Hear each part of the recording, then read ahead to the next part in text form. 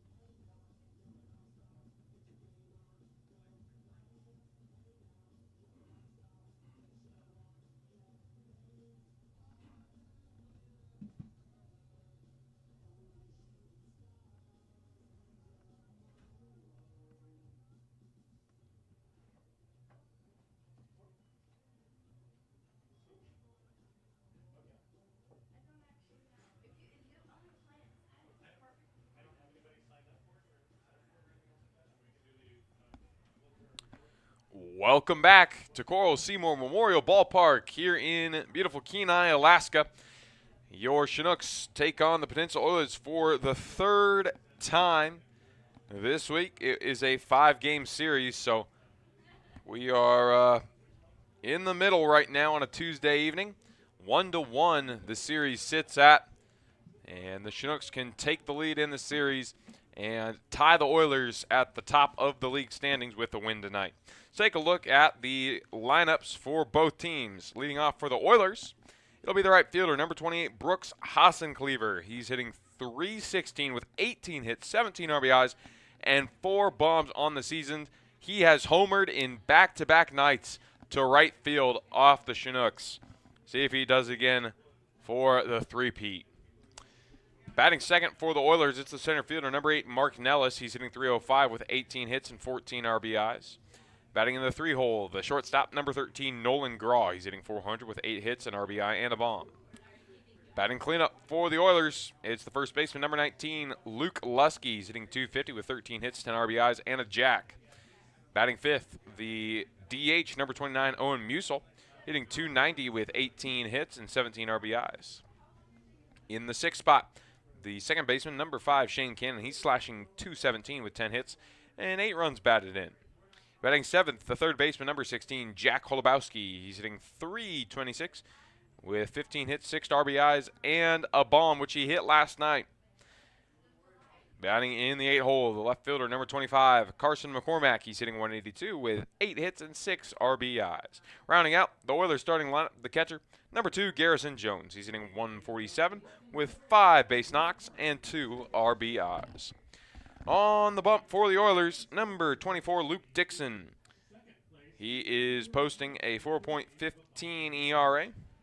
1 win, 1 loss on 3 starts. 13 full innings pitched, giving up 11 hits, 6 runs, all of them earned, 7 walks, 10 strikeouts. Pitcher out of Arkansas Tech University, hometown of Phoenix, Arizona. Now let's take a look at your Chinooks starting lineup. Leading off, it will be the third baseman, number 6, Reese Vassar. He's hitting .286 with 14 base knocks and 10 RBIs. In the second spot, the DH, number 10, Austin Young.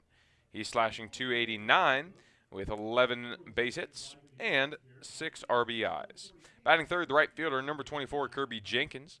He's hitting it at 195 with 8 base knocks and 7 runs batted in. Batting cleanup for the Fish, the left fielder, number 17, Phoenix West. He's hitting it at 333 with 16 hits and 7 RBIs. Batting fifth, the center fielder, number 3, Kai Butler. He's hitting it at a 368 rate with 21 hits and 9 RBIs. Batting in the sixth spot, the catcher, number 55, Luke Staromsky. He's hitting 179 with 5 hits and 3 RBIs. Batting seventh, the shortstop, number 11, Nick Moyer. He's hitting 156 with 7 hits and 8 RBIs. Batting in the 8 hole, the second baseman, number 22, Josh Thompson. No stats on him this year in the computers. And rounding out your starting lineup for the Chinooks, the first baseman, number 4, Carter Reed. He's hitting 176 with 6 hits and 6 runs batted in. On the bump for the Chinooks tonight, number 8, Mason Trotter. He is out of Rogers State University, hometown of Midwest City, Oklahoma. 2.91 the ERA, 1 win, no losses on 4 starts, 21 2/3 pitched. He's given up 17 hits, 7 runs, all of them earned, 8 walks, and 17 strikeouts. He had a massive K day in his last start. He struck out 11 in his last start. And boy, did he look good. See if he can have another day like the last time he was on the hill. As it looks like we've got a little pregame ceremony going. The Kenai Little Leaguers getting to run out on the field with the big guys. So fun little pregame ceremony here for the Oilers. We are going to take a quick break for the national anthem and pregame festivities before we return for the first pitch here in Kenai.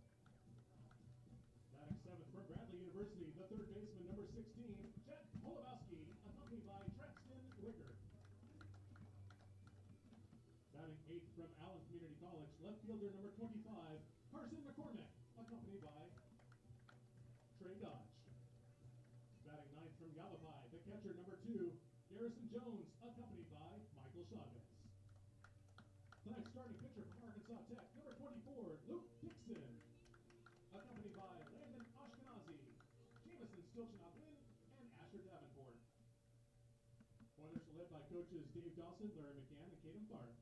The Dingers are led by coaches Sheena and David Ashkenkazi.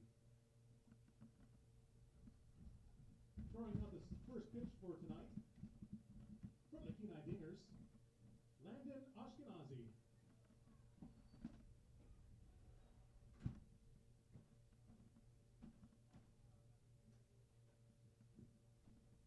Throwing out the first pitch for tonight from the Dingers, Mr. Landon Ashkenazi.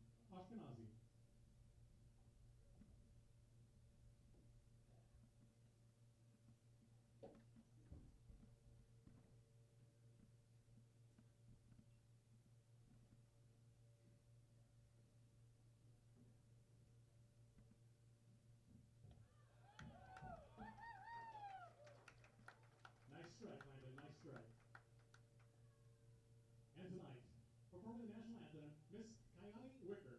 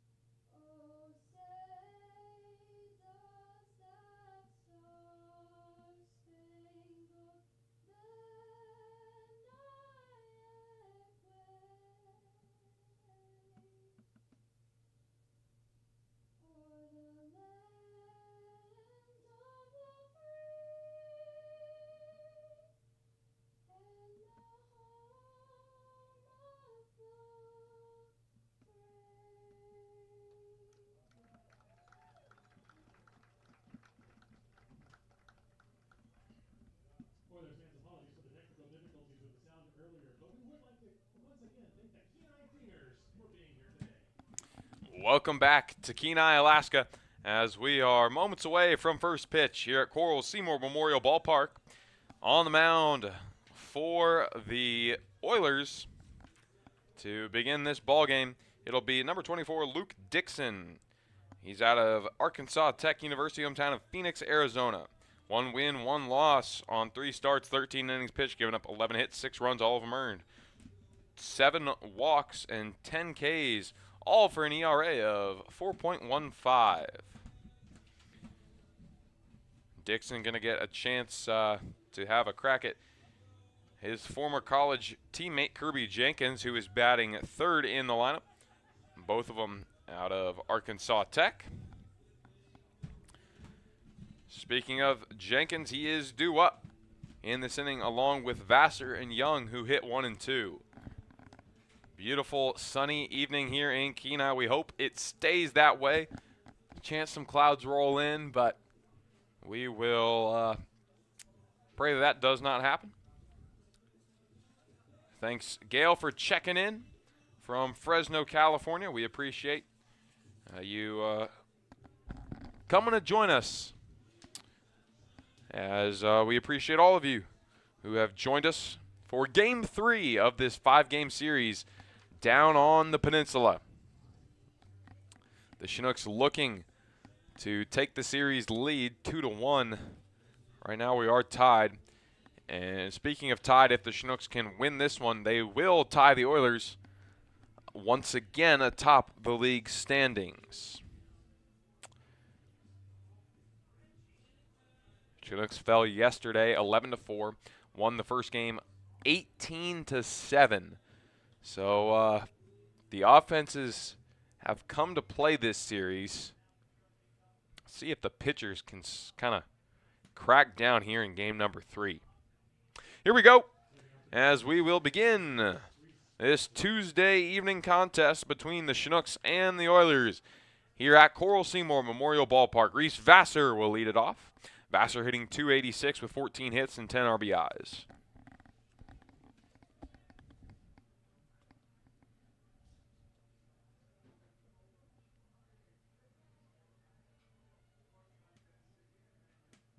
And we are underway. Fouled off on the first pitch he saw, did Vassar. And it is 0-1.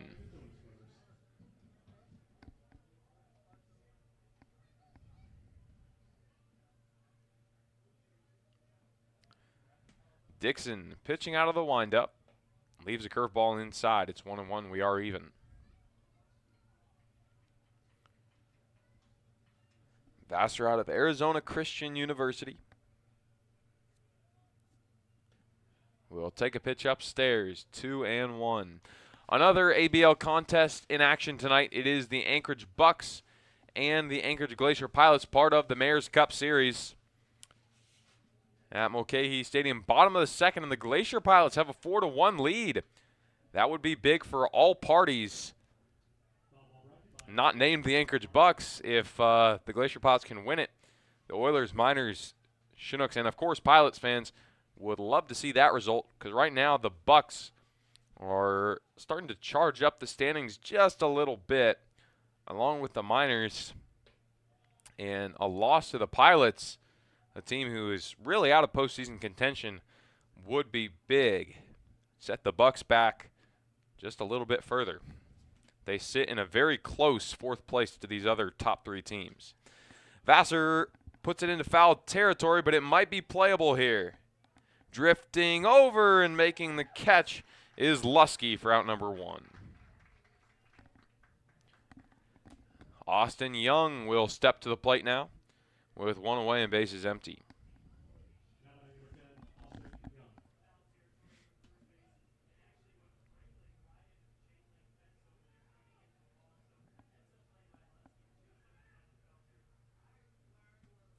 With 1 away, bases empty. Here comes the first pitch to Austin Young. Fastball on the corner. It's in there for a strike, 0-1.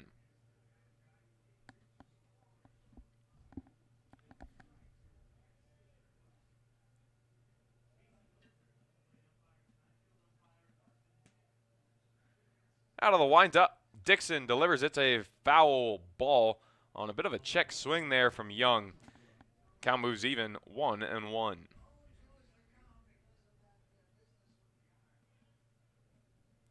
One ball and 2 strikes, says the home plate umpire.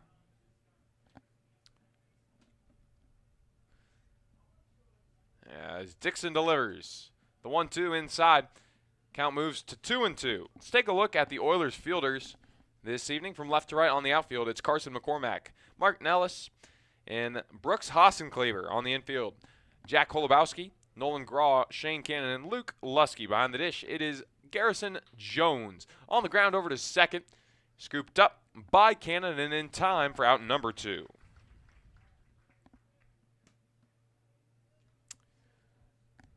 Of course, on the mound for the Oilers, it is Luke Dixon. Now stepping to the plate for the Chinooks, it is Kirby Jenkins. He will face former college teammate Dixon.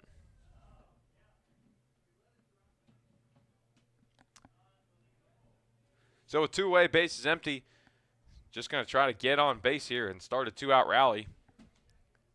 And it's inside. 1-0. And you can see Dixon cheesing a little bit on the mound. He knows it's no hard feelings with Jenkins as that one ran inside. Swing and a miss there. Count moves even 1-1.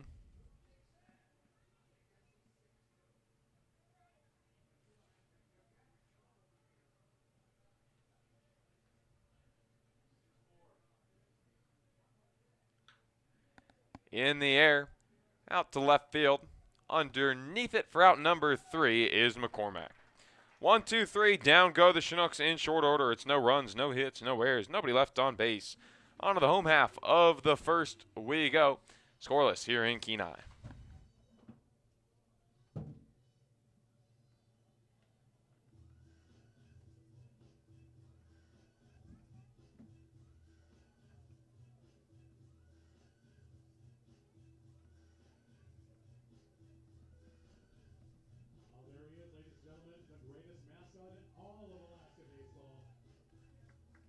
Put your hands together for Stu!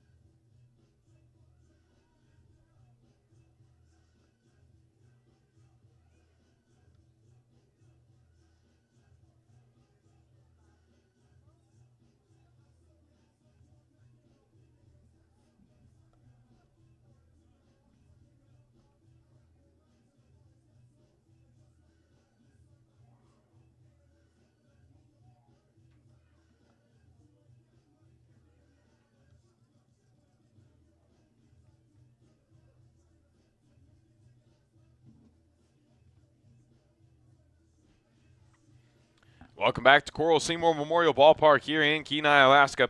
Pitcher on the mound for the Chinooks tonight, it will be Mason Trotter. Trotter, he is out of Rogers State University, hometown of Midwest City, Oklahoma. 2.91 ERA, 1 win, no losses on 4 starts. 21 2/3 pitched, giving up 17 hits, 7 runs, and all of them earned. 8 walks and 17 strikeouts for Trotter. Had a huge strikeout day his last time out. Can he repeat? It'll be Brooks Hassenkleber to lead things off. Oh boy, has he been hot. Home runs in back-to-back days, both of them over the right field wall, and both of them have been absolute moonshots. How does Mason Trotter handle him? First pitch, upstairs on the breaking ball. It's 1-0.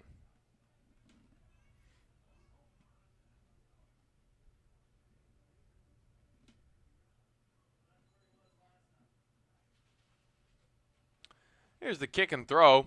It's downstairs, and it bounces right back into the field of play, as it is 2-0.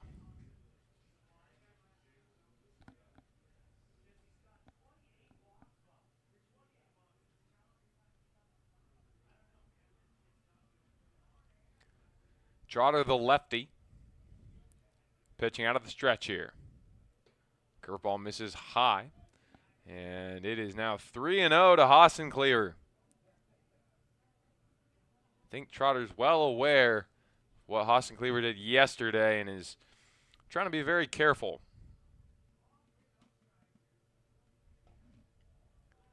Good pitch, and it is 3-1.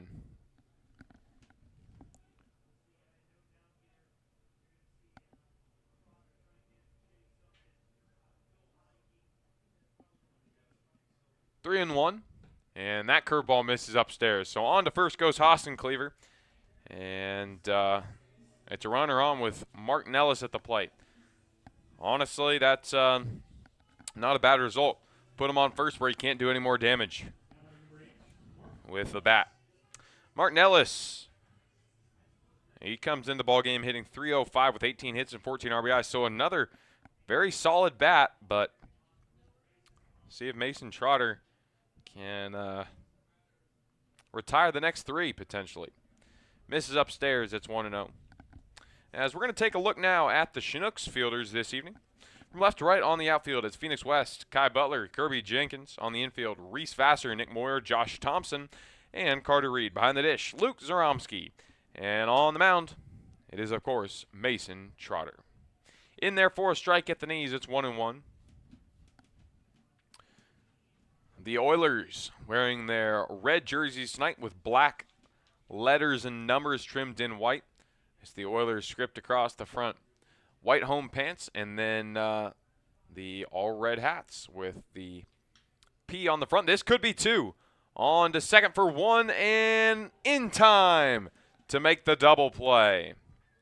Good turn of events for the Chinooks. The classic 6-4-3. And there's two away, bases empty for Nolan Graw.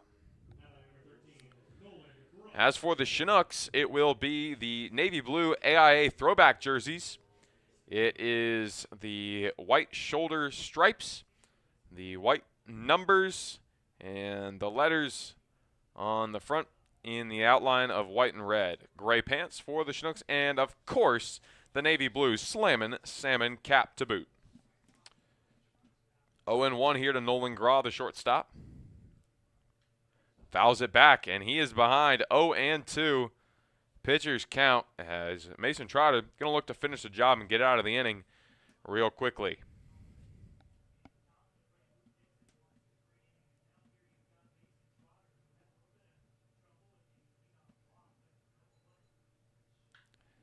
Out to right field. It might go foul. It will. And we're going to do it again at 0-2. Well struck, but couldn't straighten it out.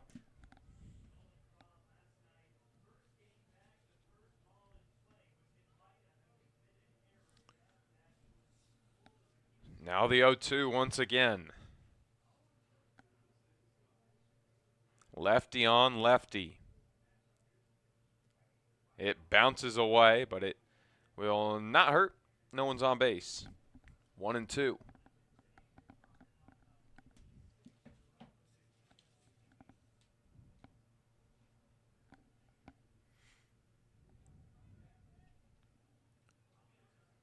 One ball, two strikes, two away, bases empty, and that one misses as well. So we move even, 2-2.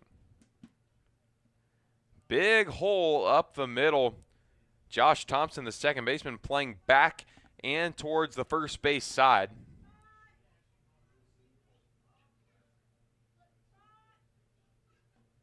Did he go? Yes, he did. That will sit him down. I don't know if he did or if that just found the zone, but it looked high, so maybe they say he went. Either way, that is strike three, and Nolan Graw heads back to the dugout. No runs, no hits, no errors, nobody left on base. On to the top of the second we go. Scoreless here in Kenai.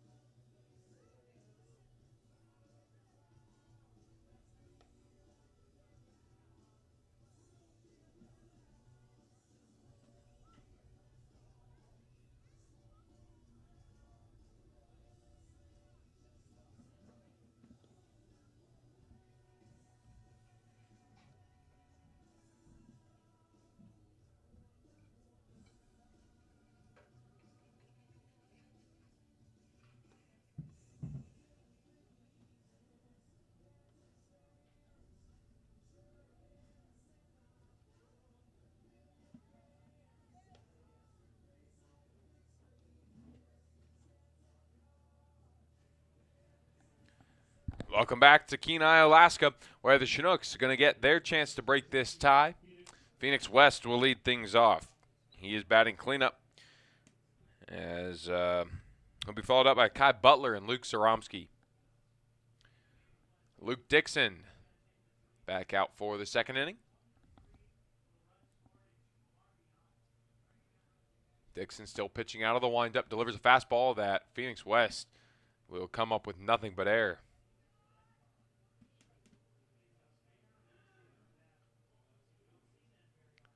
So 0-1.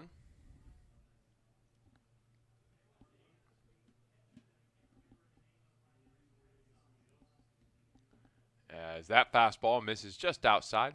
Count moves even, 1-1.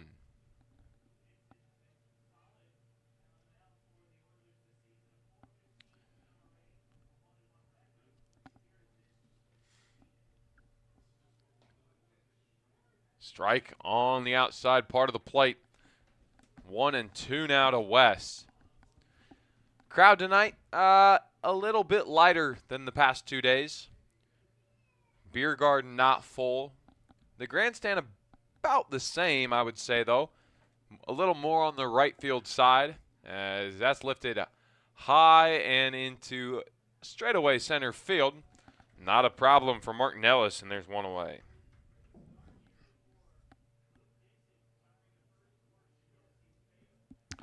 But again,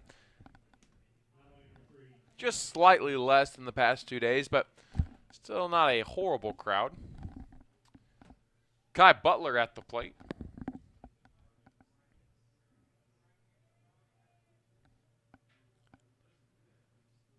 Butler, he comes into the ballgame hitting .368, 21 hits and 9 RBIs. He leads the team in hits with 21. And he has just been so solid this year for the Chinooks. Takes inside, and it is 1-0. He got a big boost the other day when he put 6 hits on the board, 6 for 7 on Sunday afternoon.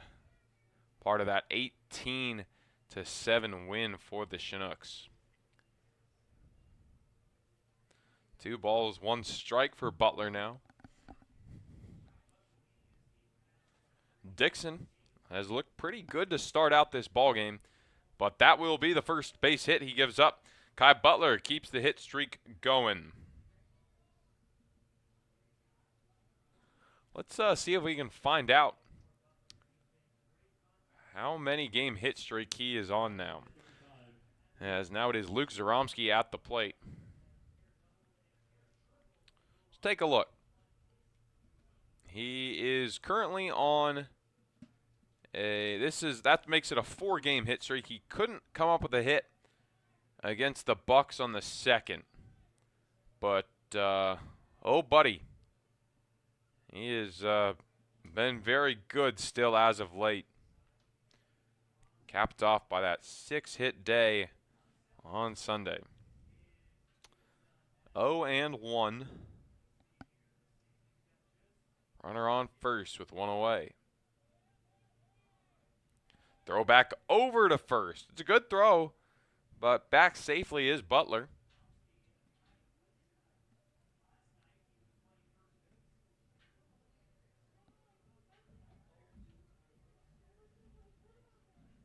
No balls, 1 strike. Dixon, the righty, throws back over. And this time it's going to get away. Butler will head to second. And the Chinooks will have a runner in scoring position as he's headed for third. No problem there. Man, that ball sailed over near the Oilers dugout, or not even the dugout, excuse me, the bullpen. And Luke Zaromsky, he's got a chance to drive in the first run of the ballgame right here.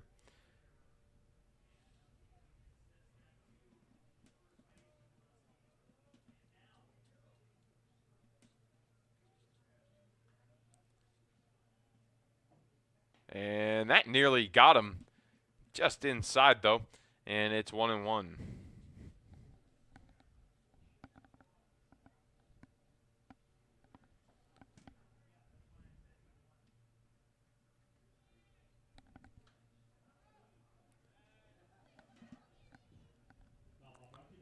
Fouled off, and the count moves to 1-2. Zaromsky also out of Arizona Christian University, hometown of Pacifica, California. He's wearing 55 tonight. That's because the AIA jerseys, he wears number 55. The other ones, the classic red and then the classic blues, he's number 13, but gets the special 55 tonight, but doesn't help him out there. Down on the K. And now it is Nick Moyer, last chance for the Chinooks to get Kai Butler home.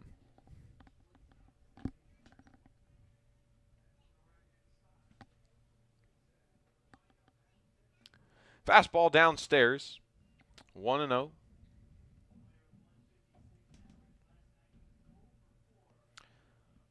I would definitely give argument to the fact that Kai Butler has been the best player on this Chinook team thus far. Misses downstairs, 2-0. I mean, he is just hitting the ball super well. He is running the base pass well. Haven't seen a base running mistake that I can recall from Butler. As that one's downstairs, 3-0 to Moyer, ahead in the count. But, you know, there's been some other very productive hitters in the lineup, but as far as production goes, it's got to be Kai Butler. Strike there on the inside corner, 3-1 to Moyer.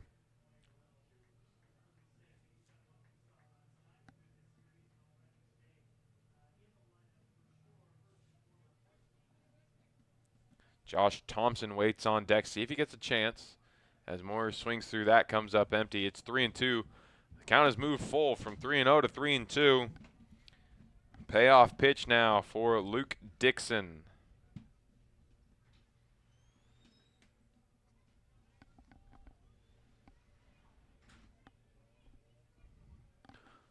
Payoff pitch, softly on over to third. That is high, but wow. What a job from Lusky to bring it down and keep the foot on the base. It's going to end the inning. Chinooks can't get anything across on the one hit. There is no errors, and of course the one left on base. On to the home half of the second we go. It is still scoreless here in Kenai.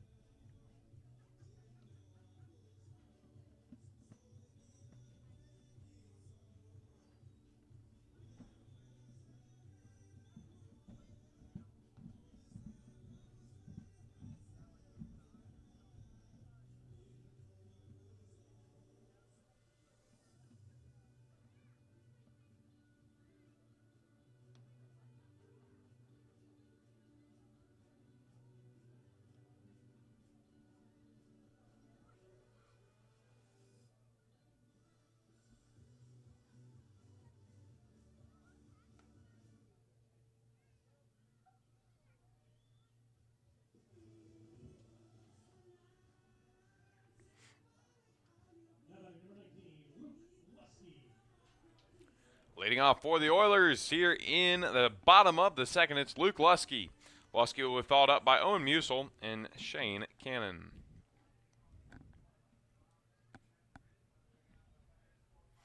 First pitch from Trotter to Lusky. Here it comes. Downstairs on the changeup, 1-0. Lusky hitting .250 with 13 hits, 10 RBIs, and a homer.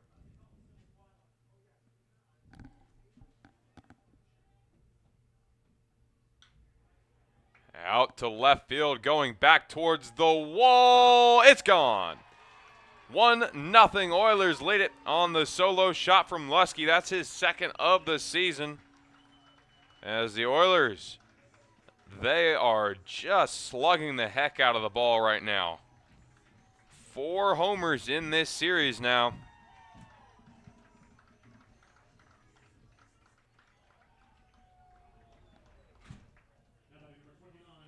So after the Lusky solo shot, now it's Owen Musil as they now play with the lead, 1-0.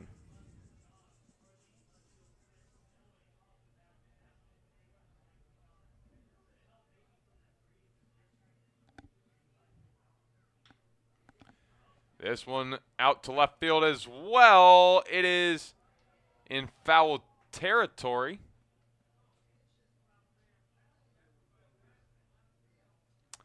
And so back to batter's box goes Musil. Nice dive out and left from Phoenix West, but might have hurt a little bit. Diving into that warning track gravel in the corner. Hopefully he's all right.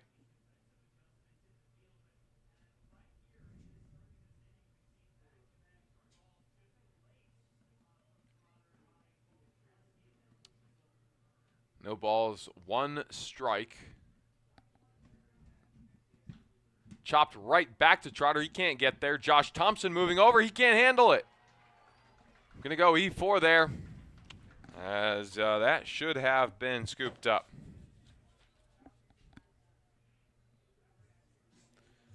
So Owen Musil going to get a board on the E4.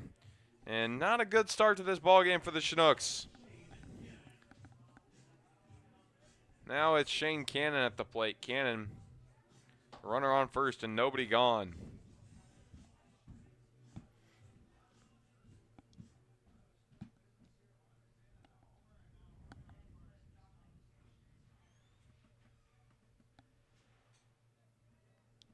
Trotter kicks and throws, curveball upstairs. It is 1-0.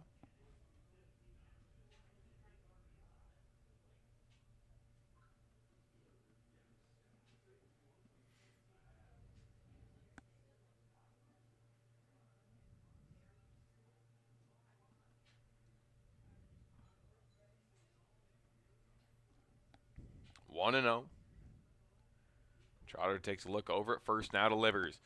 Shot up the middle. It is cleaned up by Moyer. He gets it at second for 1, and they'll get them both. Double play is saving the Chinooks right now. Now Jack Holubowski. Holubowski went deep yesterday. So, man, the Oilers, they are just letting it rip all over this lineup. That was the home run number 8 of the season for the team. The one delivered by Luke Lusky. As it is 1-0 now for Holubowski.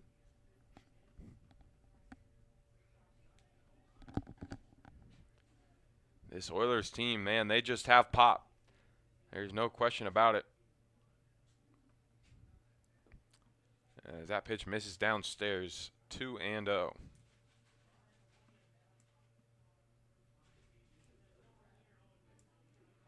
Bases are empty, 2 away. Trotter kicks and delivers out of the stretch. Just a bit high. Count moves to 2-0. Excuse me, 3-0 actually.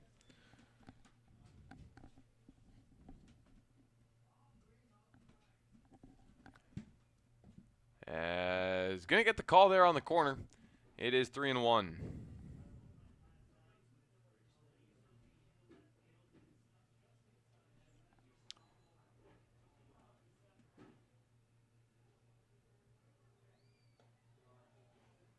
Misses inside, and that's ball 4. On to first goes Holubowski. And now it's Carson McCormack at the plate. McCormack only hitting 182 on the season. going to look to try and move the runner into scoring position and get a 2-out rally going. But Mason Trotter, you know he'd love to get out of the inning right here. Oilers lead it 1-0 after the leadoff home run from Lusky. As that one misses outside. It is 1-0. Thanks for checking in, Tim. A lot of California folks on the stream right now, and makes sense. We got a lot of California guys on the squad. As that one swung on and foul tipped into the dirt. 1-1.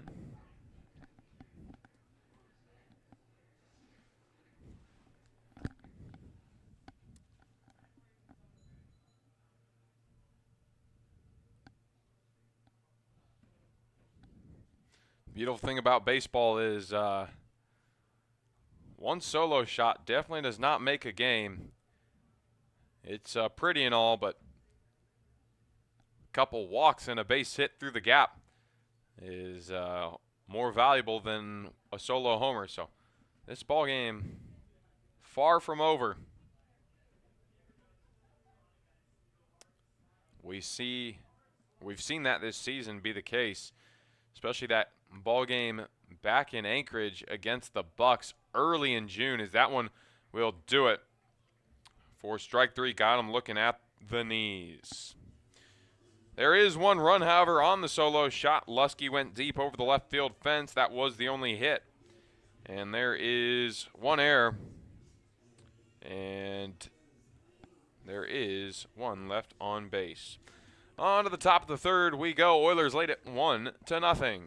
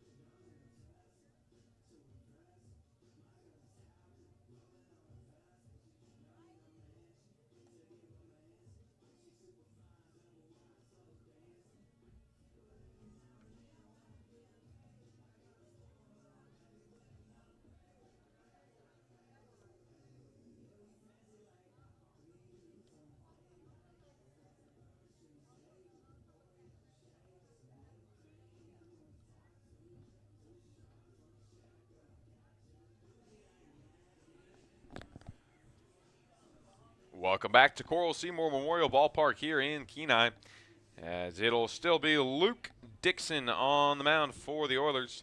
Josh Thompson, Carter Reed, and Reese Vassar due up for the Nooks. Josh Thompson has not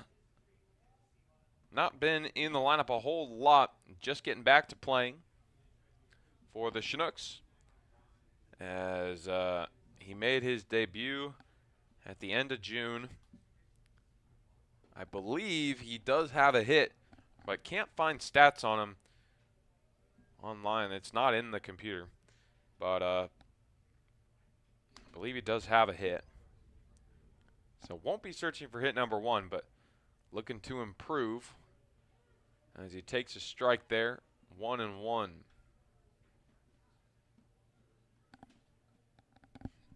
The Chinooks trail 1-0, but good rally here. Could either give them level or the lead. The Chinooks put up 8 runs in the second inning in game 1 of the series on Sunday. Mind you, this is a 5-game series. Got 2 more at 6:30 on Wednesday and Thursday. As Thompson takes the 1-2 off the plate, it is 2-2.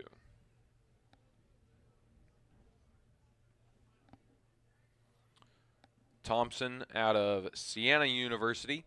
Just transferred to Belmont Abbey College, from what I hear. That's on the ground over to second.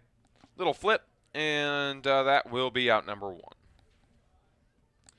Now it is Carter Reed at the plate. Reed hitting .176 with 6 hits and 6 RBIs.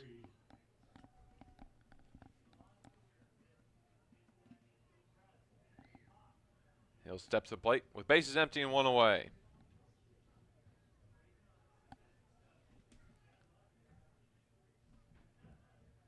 Dixon delivers a heater right down Broadway. It's 0-1. Right field playing pretty decently far in here. Thinking Reed's not going to push it too far opposite field. Strike on the corner. And count moves to 1-1.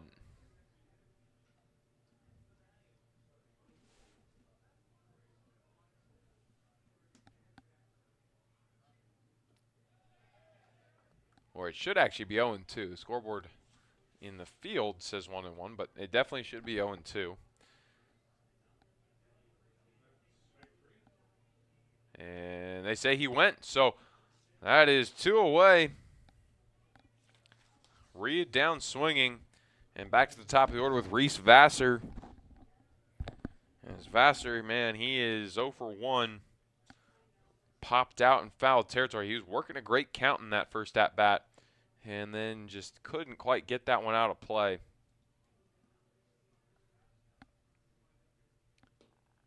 First pitch to him, it's downstairs, 1-0.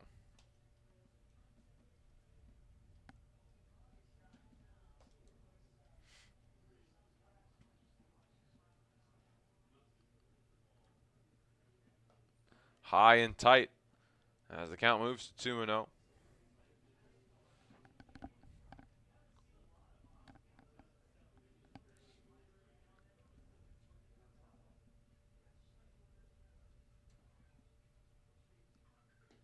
Oh, that one nearly got him. And it is 3-0. Vassar got a hitter's count here. Got to find a way to get on base and keep the inning going. Austin Young waits on deck, the DH. Fastball right down the middle, 3-1.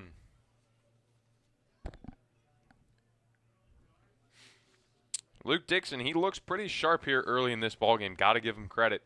Just the 1 base hit from Kai Butler, as that is swung on and missed. 3-2, full count payoff pitch for Dixon.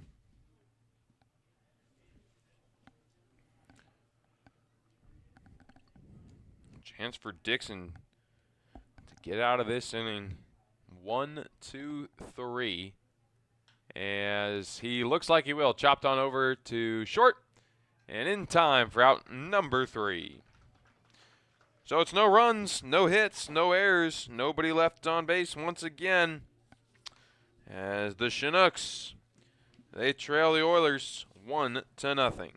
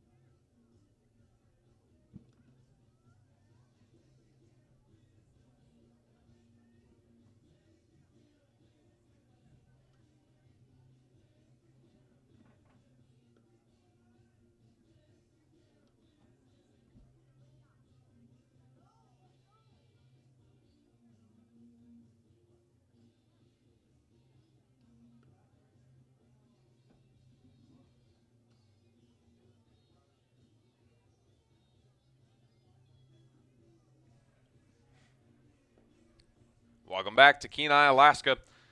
As the bottom of the third heads your way, it's Garrison Jones at the plate, along with Austin Cleaver and Mark Nellis due up. Looks like more fans have started to pour in here. The beer garden looking full again, so we have potentially reached the same levels we had on Sunday, and maybe more. This might be the most attended game of the series so far. Not entirely sure, but it's getting up there. Maybe not quite as much as the Sunday game, but pretty close. Sun is poking through the clouds here at Coral Seymour. Garrison chops one on over to second. Good play from Josh Thompson, and there's one away. Back to the top of the order we go with Brooks Hassencleaver. Hassencleaver walked his first time up. See what he can do with the stick here.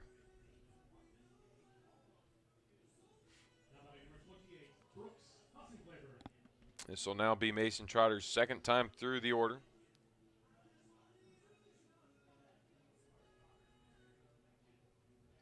Trotter, along with some of the other guys and myself last night, went a little late night swimming in the lake over at Alaska Retreat, Christian Retreat, where we're staying. It was a good time. Around midnight, getting in some Alaskan lake water.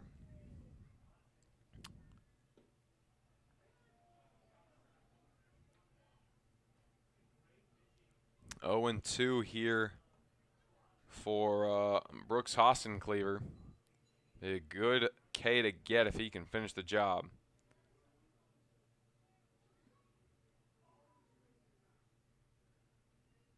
And can't finish the job there. It's off the corner. 1 and 2. But, yeah, no. It was Trotter and Ollie Adams who got the start yesterday. Takeshi Malady and then Josh Thompson and myself. Just out having a good time. Swimming the Alaska Christian Retreat has been an awesome place for us guys to get to stay this week. We really appreciate them and their hospitality. Made it possible for us to come down here and not spend our entire yearly budget. So really grateful for them, and just the facilities are awesome. They've got a lake with canoes, kayaks. They've got, anything you could want down at a retreat here in Alaska. So really thankful for them, and I know the guys have had a good time. And we got a couple more days down here on the peninsula. 3 and 2 to Hassencleaver. From 0-2 to 3 and 2, Mason Trotter's got to find a way to finish the job. Good pitch, got him looking, and he was headed for first, but he's got to head to the dugout instead. On to Mark Nellis now with 2 away, bases empty. Nellis grounded into the double play his last time up. This time he's got no one on base, so it's a relief for him. No chance for the Chinooks to turn 2.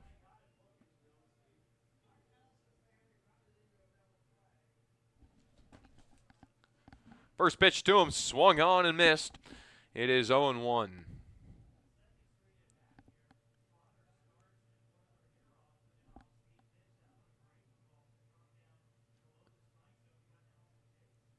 The 0-1. Curveball upstairs. Count moves even, 1-1.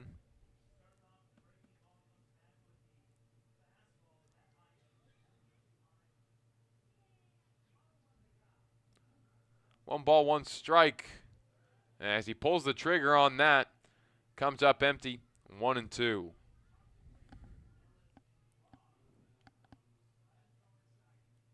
Everybody playing straight up. Standard depth here for the Chinooks. As Trotter will deliver a foul ball over to the Oilers bullpen. Count will remain 1-2 for Nellis. This is a good bounce back inning from Trotter after giving up the solo shot in the third, or in the second, excuse me. 2-2.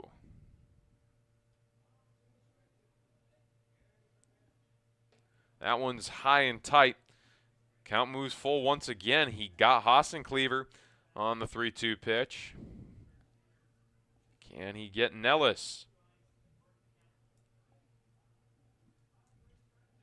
Get the double punch. He's on the 1-2 combo.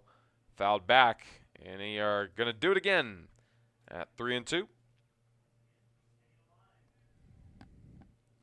Wind blowing just a little bit across the diamond, left to right. Not a whole lot of wind, but enough to move the flag just a hair.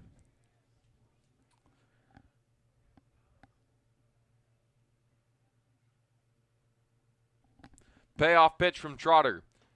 That one just off the plate, and so on to first goes Nellis. Couldn't complete the 1-2-3 inning. Now Nolan Graw. Graw went down swinging his first time up.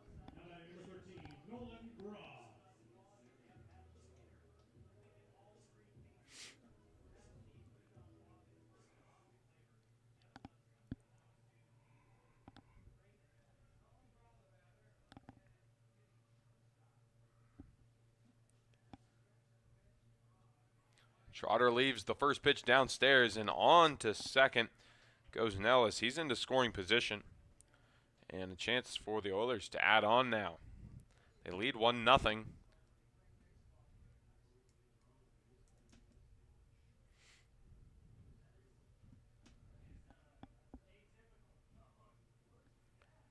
Graw does have a homer on the season, and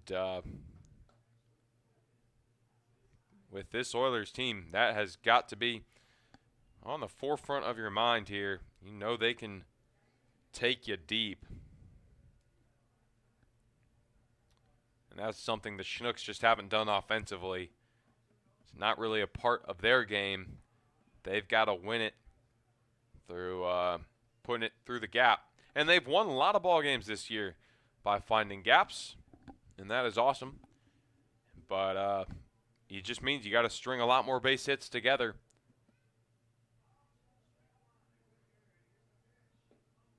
As it's down and away. 2-1.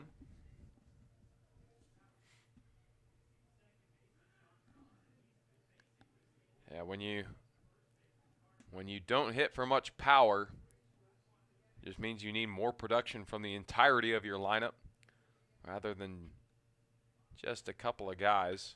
As that one's roped out to right field. Coming home to make it 2-0 is Nellis. That stolen base proving crucial.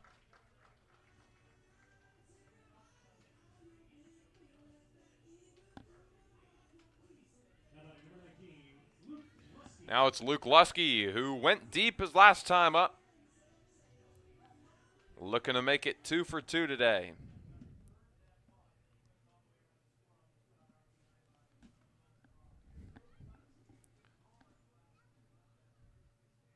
Down in the zone. It is 1-0.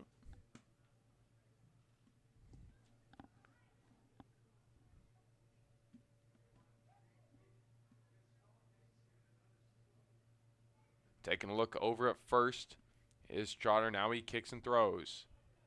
Downstairs again, 2-0.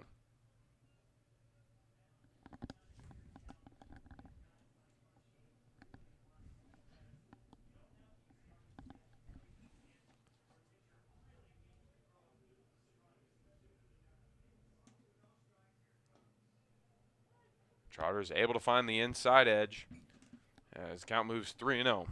Or excuse me, 2-1.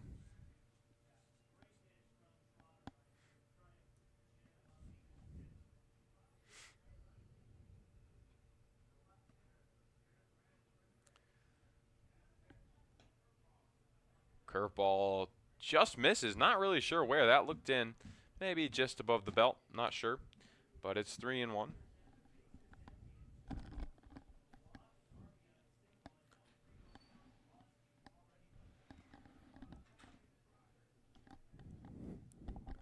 3 balls, 1 strike.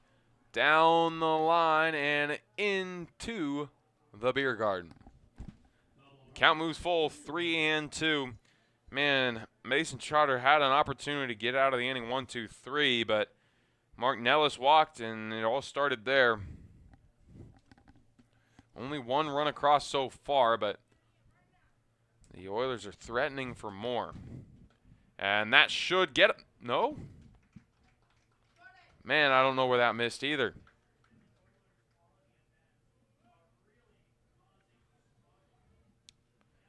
Curveball missed somewhere. As on to first goes Lusky. Moves Graw over to second as Owen Musel's at the plate now.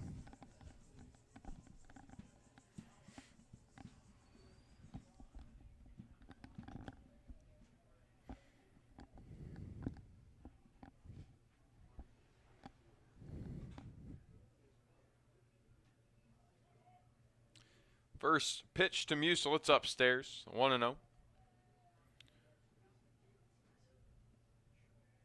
Graw is into scoring position as the Oilers, they've really got a nice 2-out rally going.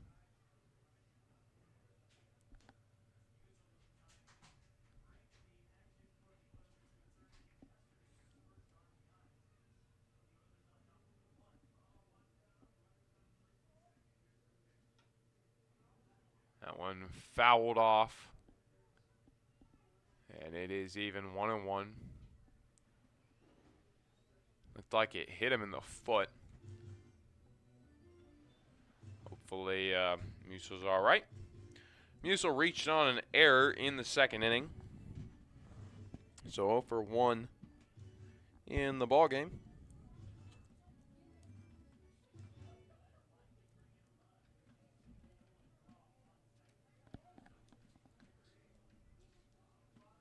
One ball, 1 strike. Trotter delivers a strike on the outside half. It is 1-2.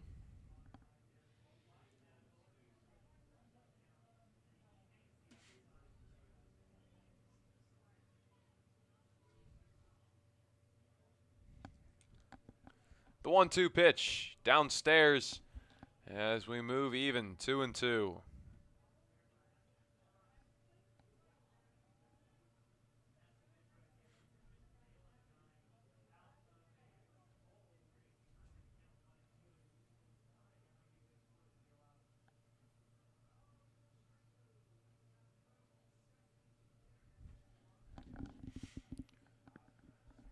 The 2-2 pitch lifted out of play as we will stay at 2-2. Mason Trotter would love nothing more to get out of it right here. As the Chinooks still not out of this ball game. It's only 2-0, but right now it is all Oilers.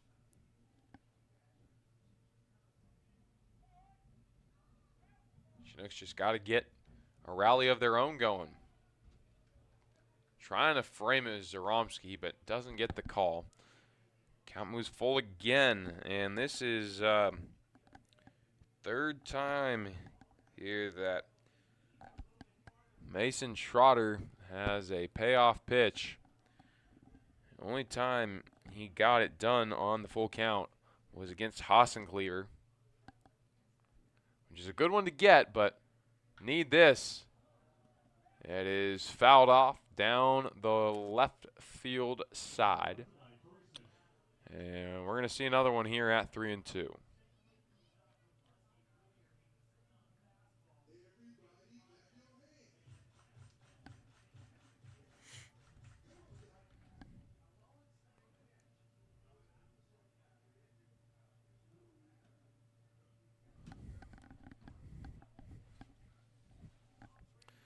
Graw on second, Lusky on first, runners in motion.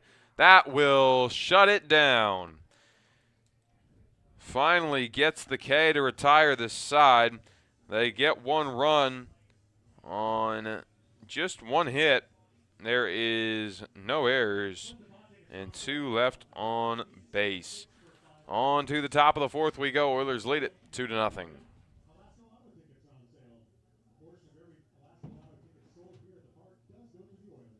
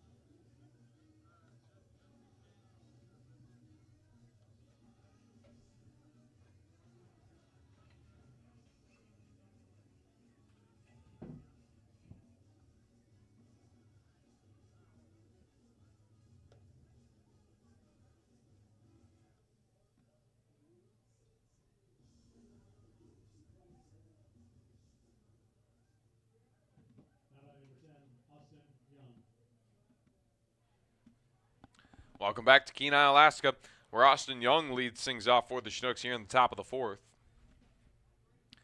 Still, of course, Luke Dixon on the mound for the Oilers. Young, Jenkins, and West due up for the Fish. That is your 2, 3, 4 hitters. That's through for a base hit as Austin Young will get the party started for the Chinooks.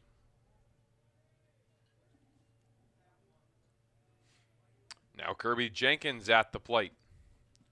Jenkins 0 for 1. He flew out to left his first time around.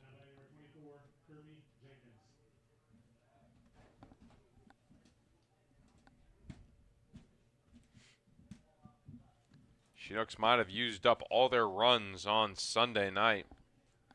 Let's hope that's not the case, but I mean, when you see 18 runs go up, you love it. But also you say, man, why couldn't we spread those out just a little bit more?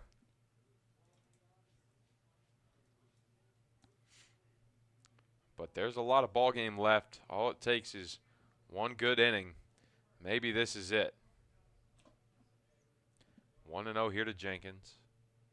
Fastball fought off into foul territory and into the seats.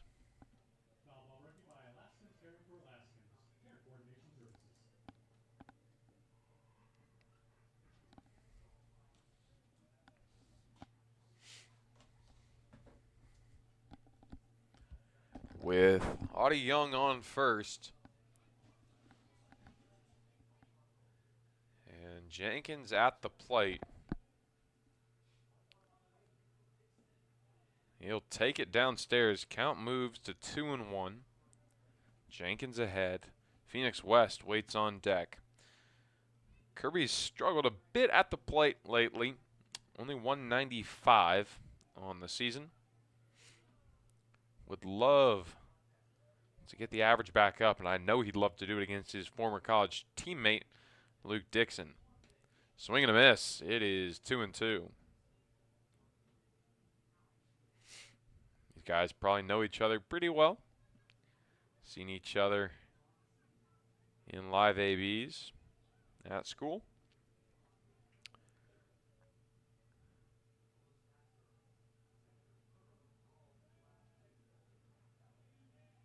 As Dixon can deliver the 2-2 downstairs on the changeup.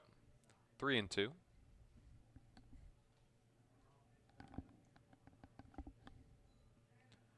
Another full count here in this ballgame. There's been a lot of them. As the Chinooks, they would love to get just an easy walk here, send the runner over to second, and give Phoenix West a shot at bringing one, maybe 2 runs in. And instead, Jenkins going to go down swinging, so there's 1 away. Now Phoenix West 0 for 1 will step to the plate.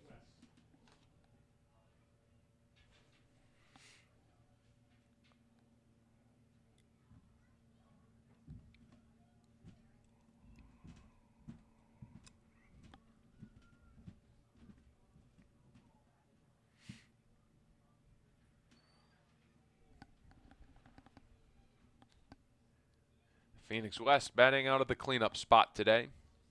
Comes in hitting .333. At one point in the season, he was batting over 500. And that wasn't like in game number 2. We're talking at least digit games into the season. He was batting 500. And cooled off a bit, but still .333, not too bad. Not too bad at all. Strike on the corner, it's even 1-1.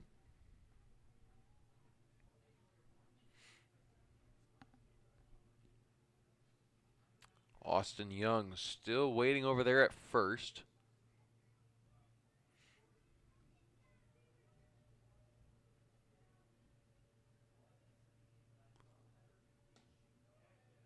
Off the plate as the count moves into Phoenix's favor, 2-1.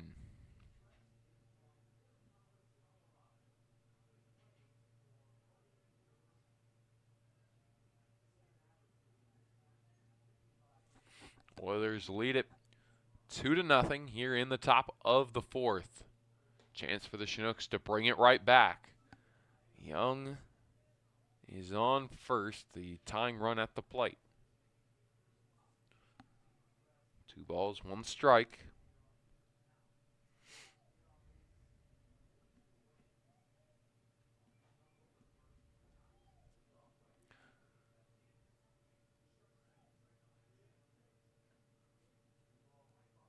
Misses high and away. So on to first goes West. As now the runner is in scoring position for who else but Kai Butler. That's the guy you want to see there. Only 9 RBIs on the season, but 21 base knocks. So what that tells you is he hasn't had a lot of opportunities to knock in runs. And we saw a very prime example in that second inning of what he's done most of the season. Get on base and get stranded. Hopefully, he can be the one to drive in a run here. Maybe 2. He's got the speed to crank out extra base hits as well.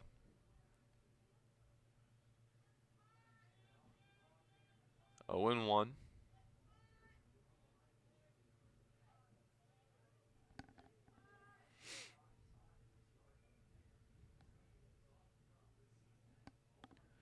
It is down and away.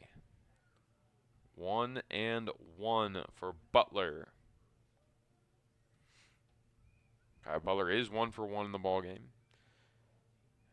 The only base hit of the ballgame for the Chinooks until Austin Young got aboard here in the 4th.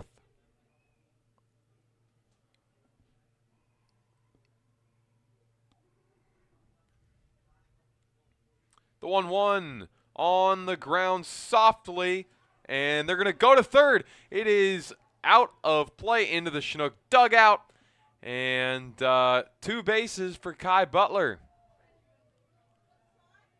I'm thinking that is absolutely an error, and a run comes home for the Chinooks. It's 2-1.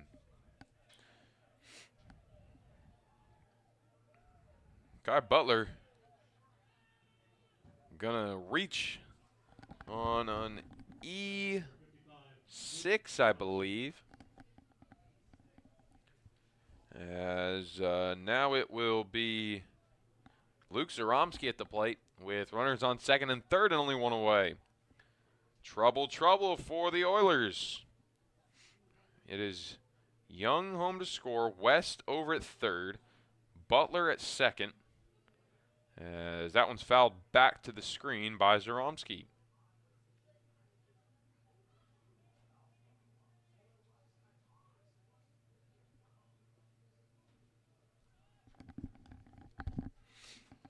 Oh and 1. Need a real base hit here from Zaromsky, and that's going to be it. Coming home is West, and a good stop sign from Easton Babe. Kai Butler, he's got the speed, but not that much speed. I don't know anybody who does. That was a good call from Easton Babe because he looked like he wanted to round, but wise decision. But Ball game tied, 2 apiece. Luke Zaromski, nice RBI single. As we've got runners on the corners, it was West home to score. Now Nick Moyer at the plate. Moyer 0 for 1 today. Only hitting 156 coming into the day, so he is dying for a base hit right now, and it could not come at a better time. 2-2 the score, as that fastball just low, as it's 1-0. So Moyer hitting out of the 7-hole today. Only one away here, but it is runner on first, and Nick Moyer, he's had a tendency to ground into double plays, or not necessarily into double plays, but on just to ground out. But the runner is headed to second for free, is Zaromski. So now the double play ball more than likely off. And both runners in scoring position. Even more so, the Chinooks would love to see a base knock from Moyer. Could potentially score 2.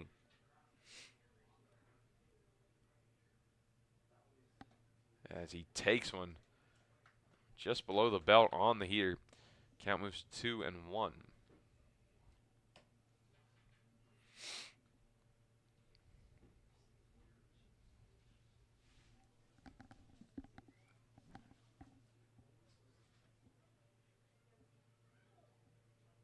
Two and one on the curveball upstairs. 3-1 hitters count for Moyer. But then again, he was ahead 3-0 last time, and he could have get it done. So see if he can finish the job at 3-1. Dixon pitching out of the windup, fouls it back right over my head here in the press box. As we move to 3-2. So Butler on third, Zaromski on second.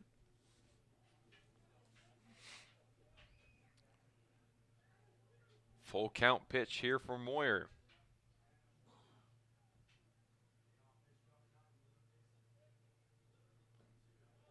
It is going to get him at the knees. He thought it was ball 4, and that will be 2 away. Now Josh Thompson at the plate. Thompson, I believe, here in the biggest spot of his season. Limited action for him because of injuries, but getting a start here today. And again, big spot for him. See if he can come through big. Runners on second and third. Either way, the Chinooks have put up 2 runs in the inning, pulled it even, but it would hurt to not be able to get either of these in, especially with them both there with only 1 away.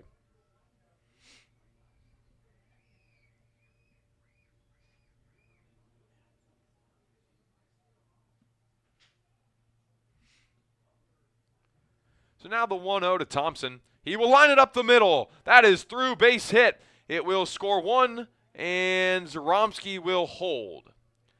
Runners on the corners now. RBI single for Josh Thompson, and the Nooks lead it 3-2. Kai Butler is the fish home to score. 3-run inning here for the Nooks. Now Carter Reed, he's 0 for 1, but's got an opportunity to keep the inning going and keep the scoring going. Out to the mound for a visit. And not going to be the end of the day for Dixon. Doesn't look like, but got to try and calm him down here.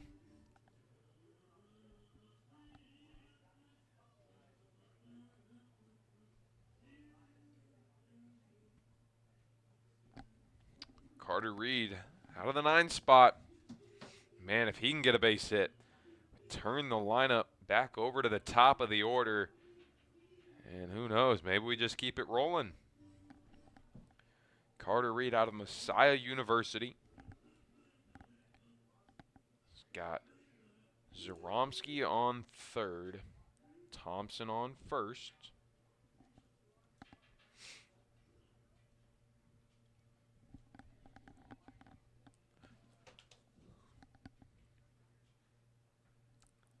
Number 4 warming up in the Oilers' pen. Welcome in, Mark. Appreciate it. Good to have you. That is Evan Cineris out of the University of California, San Diego, hometown of Escondido, California.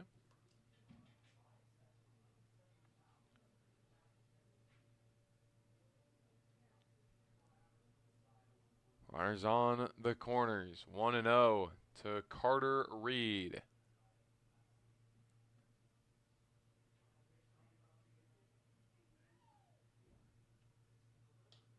And I think that got him. Yep, on to first goes Carter Reed. Load him up, bases full of fish. As we are back to the top of the order here in the 4th. Reese Vassar to the plate. He's 0 for 2. But we know he's capable of ripping a base hit. He's got 14 of them on the season. 10 RBIs. Got a real opportunity to add a couple more on.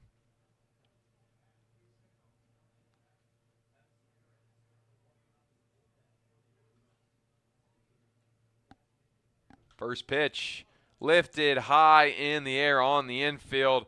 And that should end the inning. Play is made by Shane Cannon, and unfortunately the Chinooks can't get any more across. But they do get 3 runs on 3 hits. There is 1 error, and there was 3 left on base. On to the home half of the 4th we go. It is 3-2. Chinooks lead it.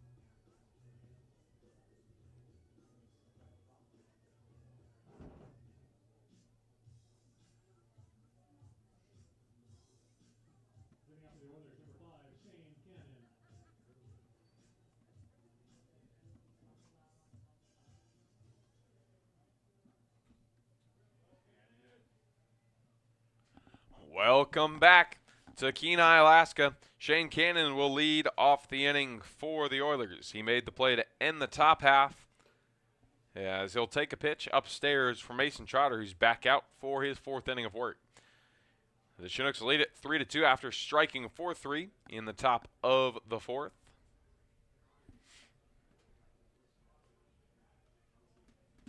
Misses there, and it is 2-0.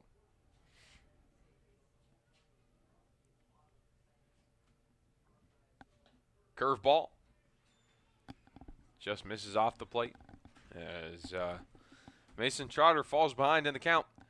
3-0. Sun is shining here on the peninsula.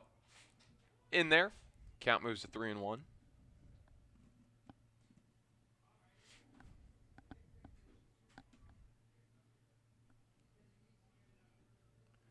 Trotter kicks and throws out of the stretch, swing and a miss.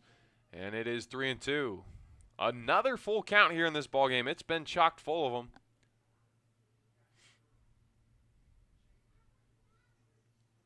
This is a very important ball game for both teams. That is a slow swing and could not catch up to the heater. So Cannon goes down swinging. There's one away with the bases empty. Jack Holubowski at the plate. Holubowski, he walked his first time up. Gets another opportunity here in the fourth.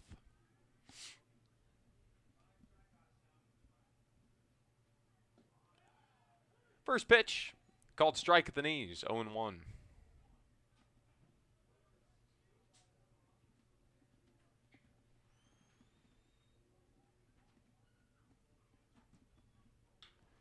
Lifted out towards left field at the warning track. The catch is made. Phoenix West will get back there in time for out number 2. Now Carson McCormack. McCormack 0 for 1. He struck out looking his first time up. It was a big K that got Trotter out of the second inning, an inning where there was a home run from Lusky, the error proceeding right after, and it looked like it was going to be a long inning, but the double play on Cannon and the strikeout of McCormack finished the job. 1-1 here.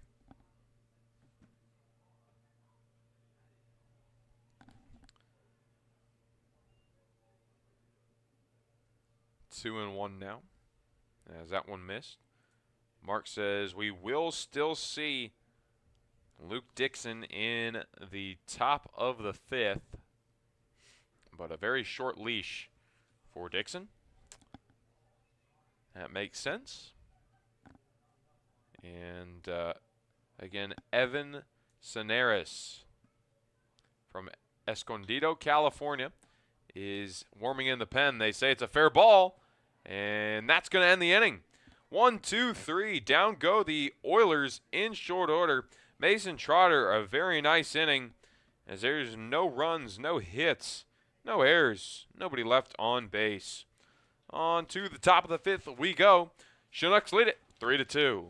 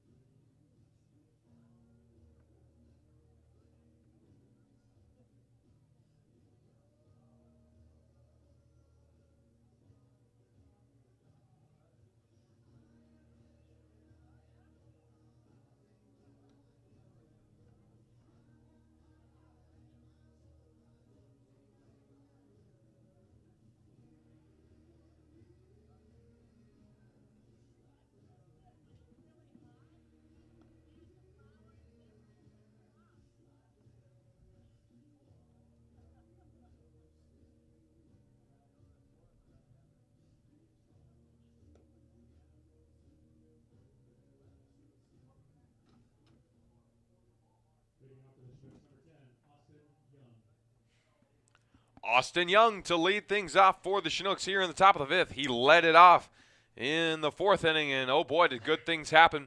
See if they can repeat the same magic here in the 5th. Young, 1 for 2. Singleton scored in that 4th inning. Luke Dixon will leave one high and tight on the first pitch to Austin Young, and it is 1-0. Mark said it, short leash here for Dixon. We will see how quickly he will get yanked. It might be real quick with the way those first two pitches have gone. Not close to the zone. It's 2-0.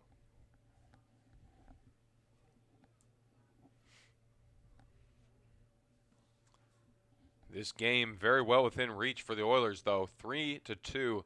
Chinooks lead it. So they're going to bring in the big guns pretty quickly.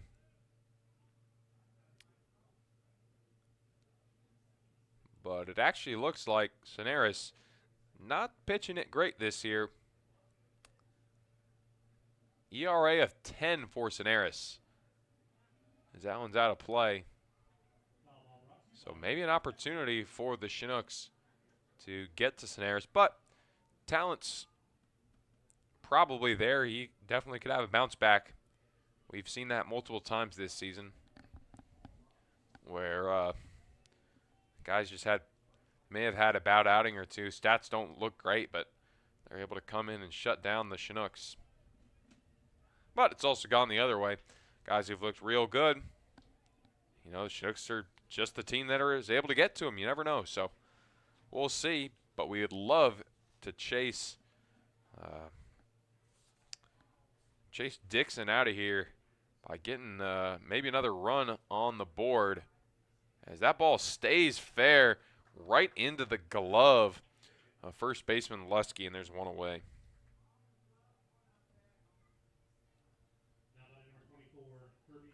Now Kirby Jenkins at the plate. Jenkins, he is 0 for 2.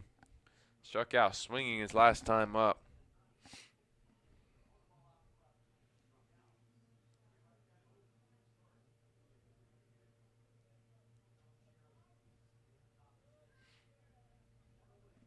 First pitch to him. Change up, misses downstairs, 1-0.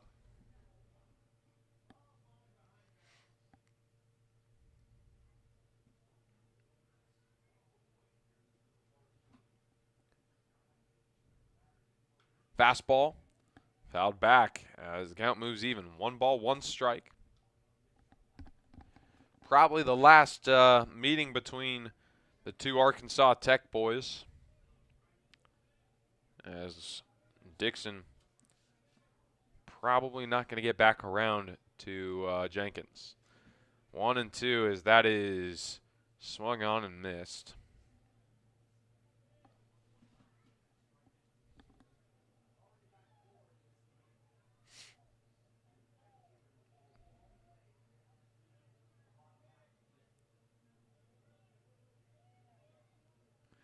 Out of the windup, Dixon delivers the 1-2. Got him on the corner, and that will sit Jenkins down quickly, 2 away for the Chinooks. Now Phoenix West. West 0 for 1. Did walk and score the last time up.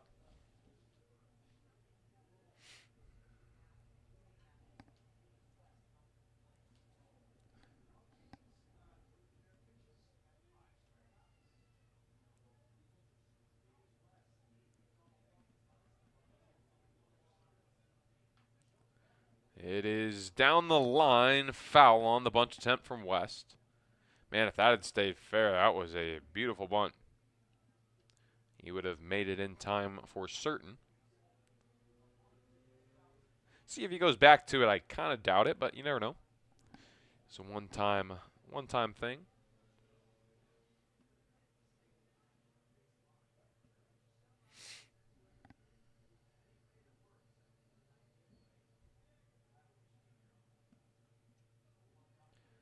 They've got a shift on here for Phoenix West. Everybody on the infield moved to the right, as Phoenix West is the lefty, so obviously anticipating the pull, but still. The outfield shifted that way just a little bit too. Definitely an opportunity for West to try and make a move through the left center or right center gap.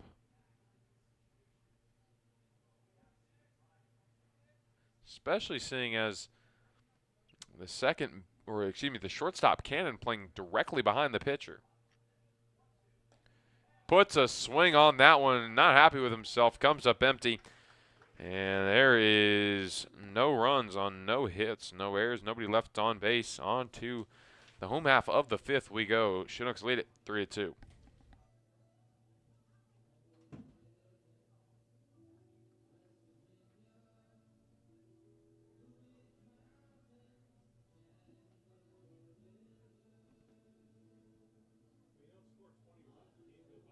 I know.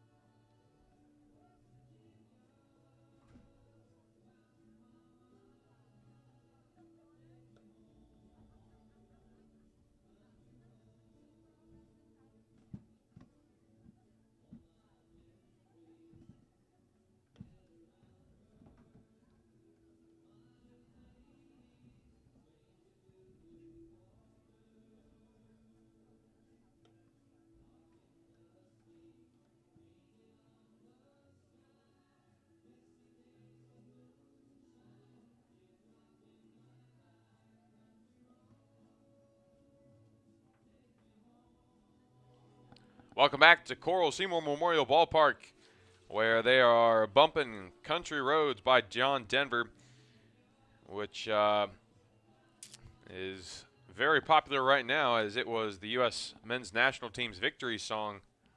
Unfortunately, they got ousted by Belgium in a blowout yesterday, 4-1. But let me know, who do you all think is going to take home the World Cup? For those of you who care. Mason Trotter still on the mound for the Chinooks. He will face off against Garrison Jones. Gets a strike call at the knees. 0-1. Jones 0 for 1 in the ballgame so far. He grounded out to second. Inside on the sweeper, and it's 1-1.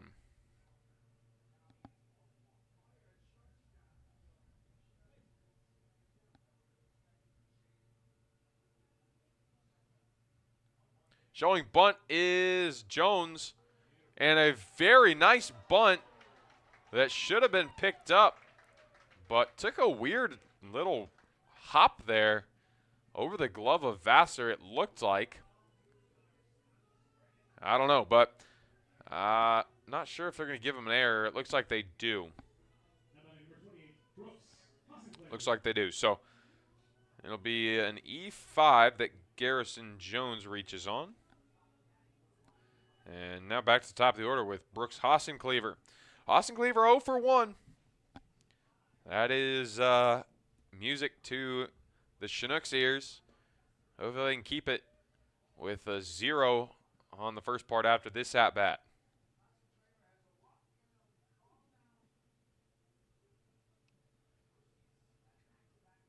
One and 0 with the runner on first in Jones.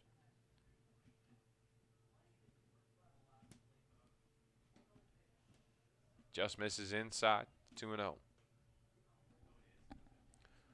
Look for something down on the ground here. You know, that's where Mason Trotter wants to go. Get him to ground into a double play. Moyer's playing for it right there at short. It is through for a base hit, as the throw in will hold the runners on the corners.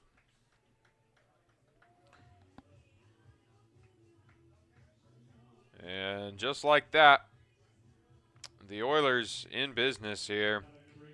Runners on the corners with nobody gone. Mark Nellis at the plate. And I'd be surprised if this game is not tied or an Oilers lead as we exit the fifth. But We'll see. Mason Trotter could shut it down. We'll see. First pitch to Mark Nellis. In there for a strike. It is 0-1.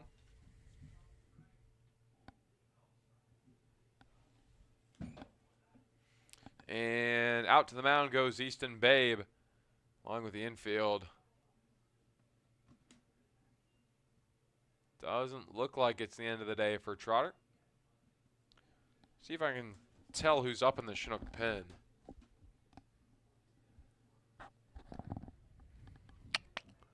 It might be Trey Harper. Can't tell for certain, though.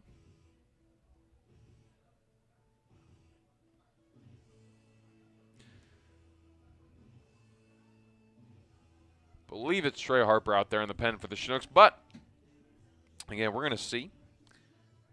Nellis got an 0-1 count here.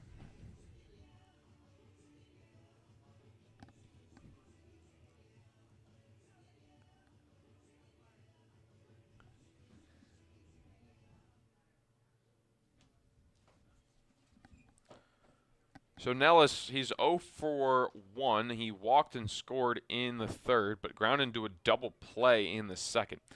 Chinooks will give up the run for the 2-ball, and that's just what they might have. They're going to go to second for 1 and get no. Ooh, I thought it got him. Ah, tough call there. They do give up the run.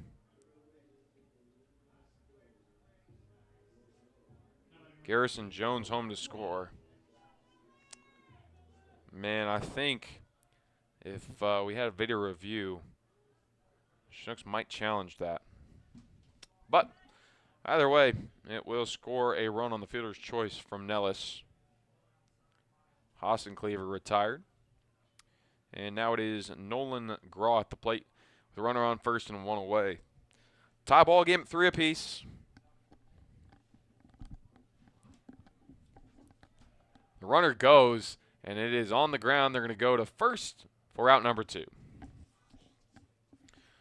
Good call by Nellis to go there because it might have been a double play that time had he not gone. Luke Lusky at the plate. He's 1 for 1, a homer over the left field wall in the second inning, and then a walk his last time around.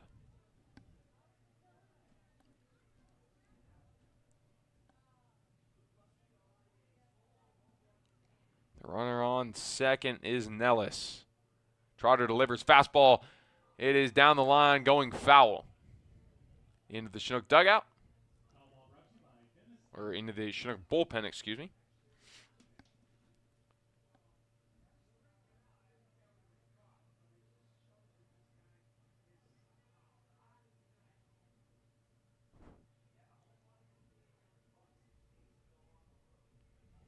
Oh and 1.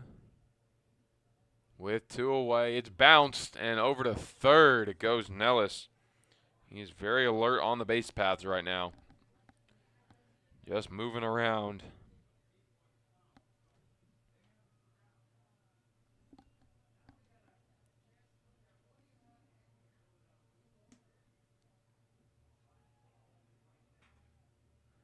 One ball, 1 strike. Runner on third is Nellis. It's grounded up the middle. Thompson's able to make the grab. Can he get it in time? No, it is pulled off the bag. 4-3, Oilers lead. And that's going to be a base hit. That was not going to be in time either way, I don't think. So, Lusky into first with Nellis coming home. Owen Musil at the plate now, as the Oilers have regained the lead.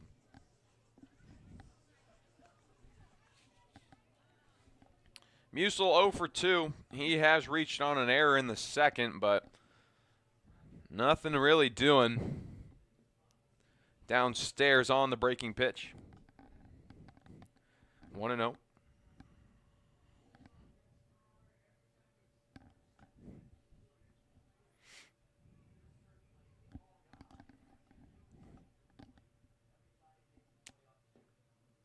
Downstairs again as the count moves to 2-0. Musil ahead. Shane Cannon waits on deck.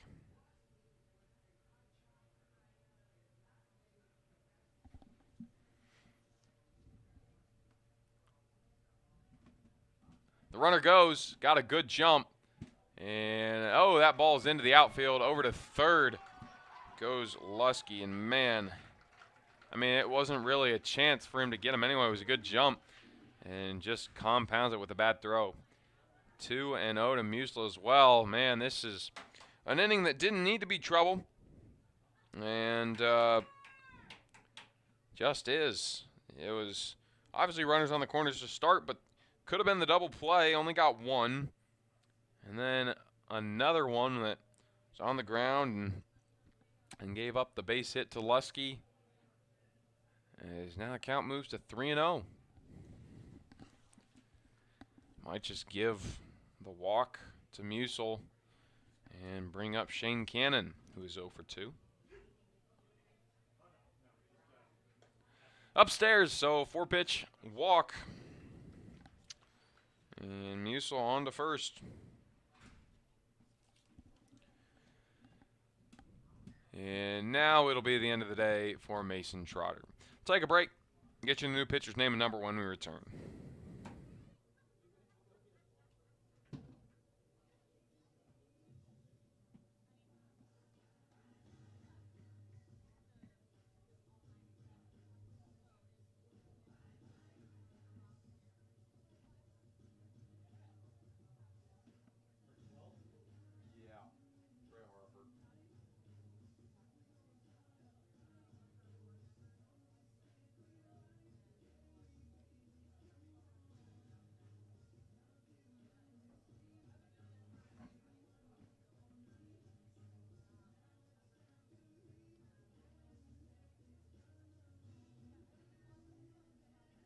Now pitching for the Chinooks, number 12, Trey Harper.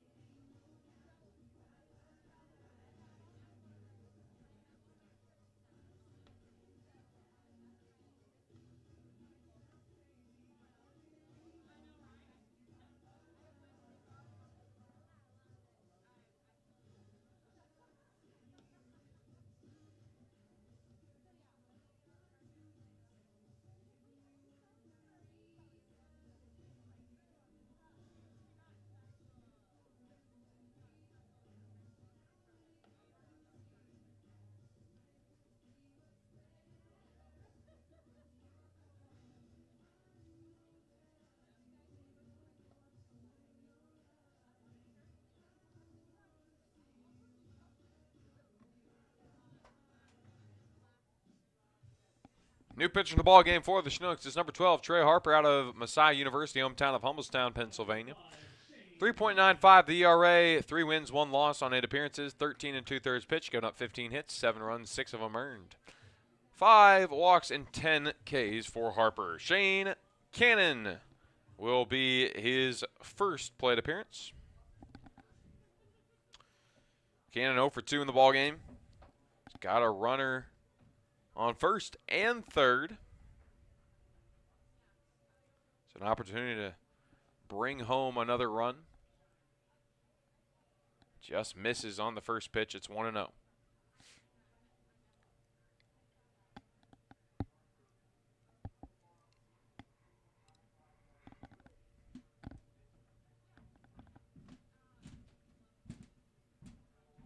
One ball, no strikes. It is off the plate, and the count moves to 2-0.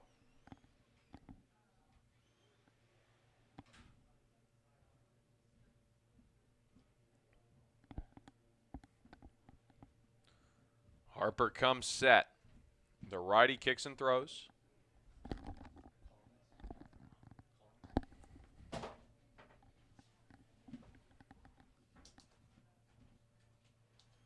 Two balls, 1 strike. Harper just trying to get out of the inning.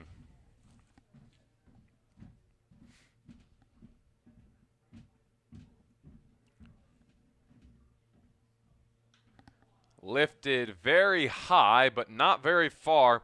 Going back is the shortstop, Moyer, to put it away. That will end the inning. It is 2 runs, though, on 2 hits. There is an error, and there is 2 left on base. On to the top of the 6th we go. Oilers now lead it 4-3.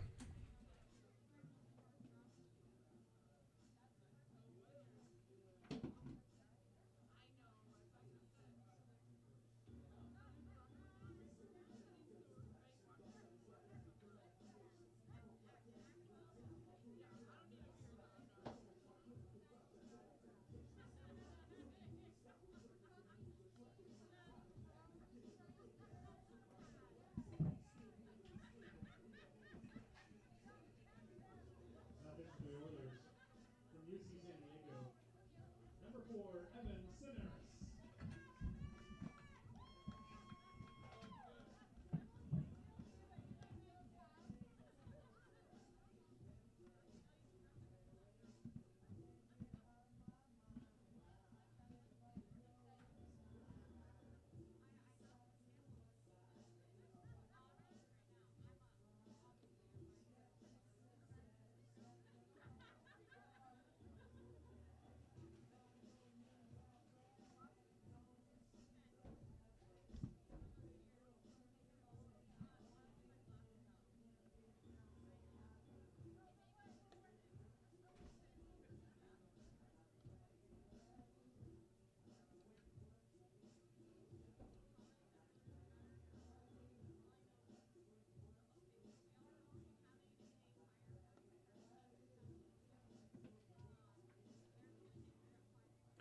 Back here in Kenai, Alaska, new pitcher in the ballgame for the Oilers. It is number 4, Evan Sinners. Sinners out of UC San Diego, hometown of Escondido, California. 10.0 ERA, 1 win, no losses on 3 appearances. There was 1 start in there. 9 innings pitched, giving up 10 hits, 10 runs, all of them earned, 7 walks and 11 strikeouts for Sinners. Leading off for the Chinooks, it will be Kai Butler. Butler, he is 1 for 2. Reached both times, once on a single, once on an error. Scored on the error in the 4th. He will face Sinners for the first time today.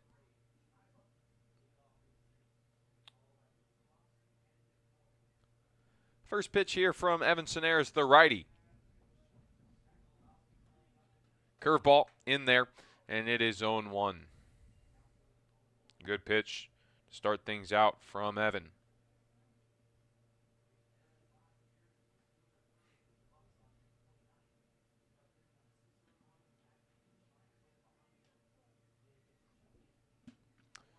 The 0-1 kick and throw softly on the ground. Butler might be able to beat this out. No.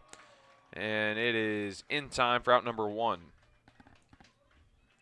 Thought with how softly that was hit, he didn't get a good jump off the plate, but with how softly that was rolling and his speed, I thought there was a chance, but it is going to be 2 or 1 away now with Luke Zaromski at the plate. Zaromski had an RBI single his last time up, 1 for 2 in the ballgame.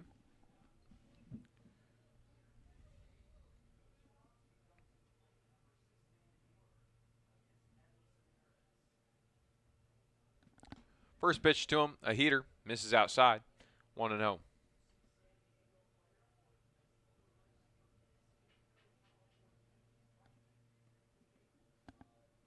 Not really any wind to speak of here in Kenai at the moment, as we are in the top of the 6th inning. Fastball misses off the plate again, and it is 2-0 to Zaromski. The last 2 ball games we played here were both over 3 hours long, and a lot of runs were put up between the 2 ball games.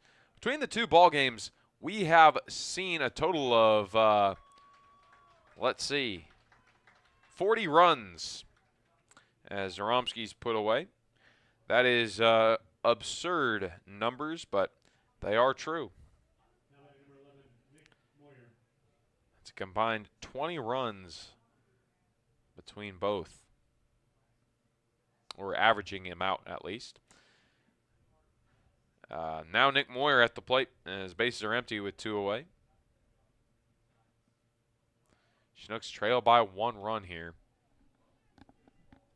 Misses off the plate. It's 1-0.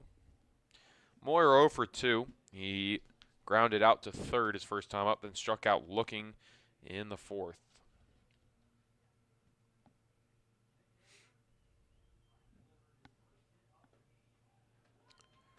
Off-speed pitch lands at the knees. It's 1-1.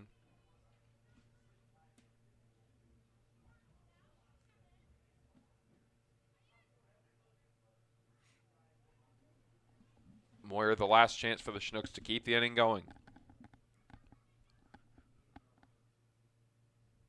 Fastball misses off the plate. Count moves to 2-1.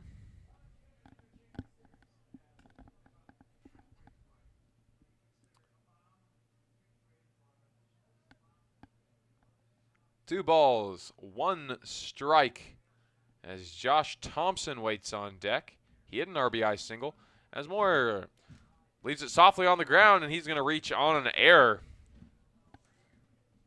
Couldn't scoop it up cleanly. Could draw, and maybe a little bit of life here for the Chinooks. We'll see. Josh Thompson, 1 for 2, will step to the plate now. Soft grounder right up the middle his last time. See if he can put something in the air here.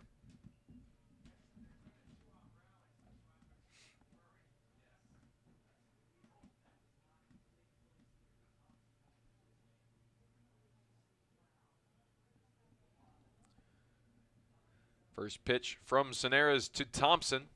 It's down and in on the heater. Thank you to everyone who's stuck with us into the latter stages of this one. I know it's late out in the lower 48. Nearing 8:30 local time.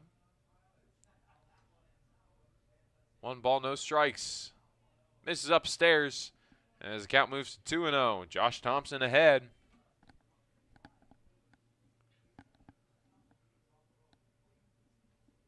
Thompson going to try to do whatever he can to get a runner into scoring position for Carter Reed, who waits on deck. Ooh. Says strike. Say he went.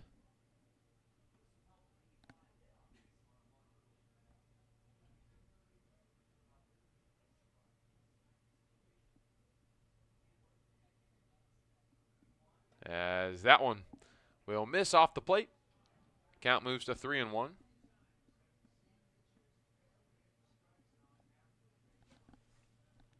Three and one with Nick Moyer over there on first.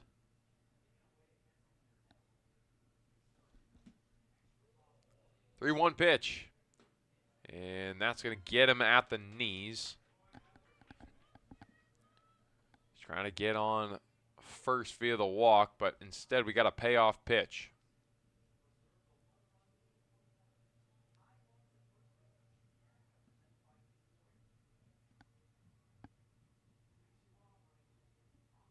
Runner goes, it's inside, and they will move Nick Moyer over to second base.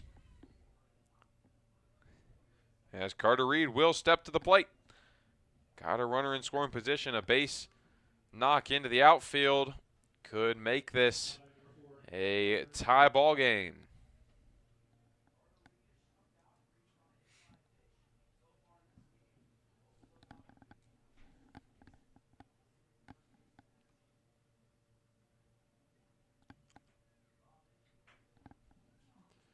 With 2 away, runners on first and second. Curveball makes its way onto the top left corner. That was a filthy pitch. A lot of movement on that from Soneras. And it's 0-1.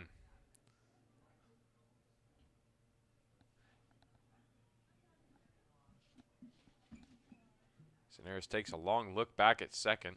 Now he delivers. Tries to go with the same pitch, same spot. This time just a bit high. And we are even 1-1.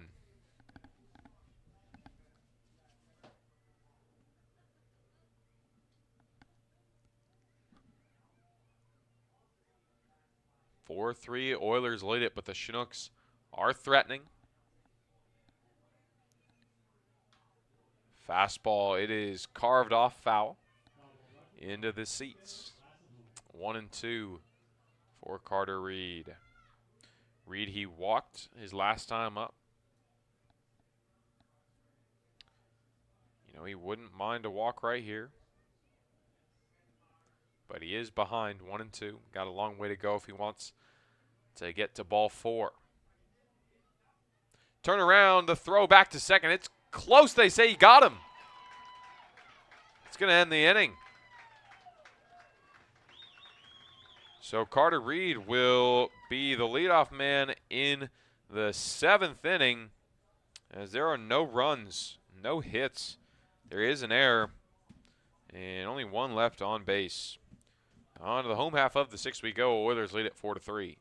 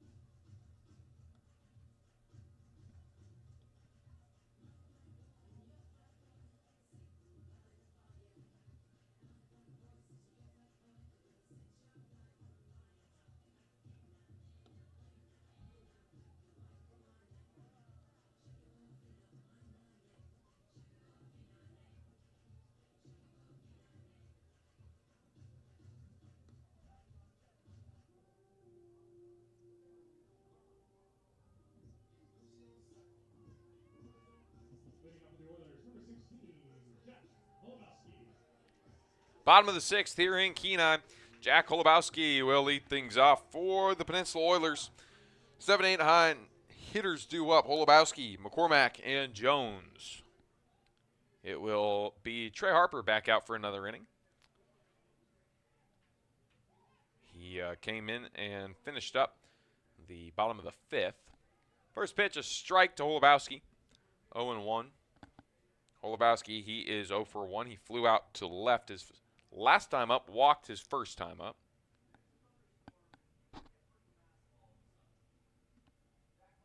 Closed stance from the righty Harper. Deals inside or outside and low. As count moves 1-1.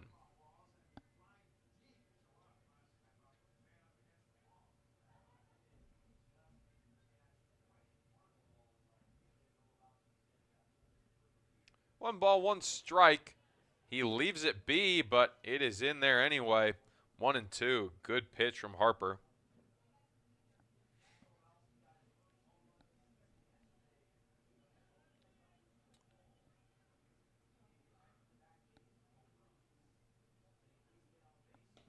Off the corner as the count moves even. 2-2.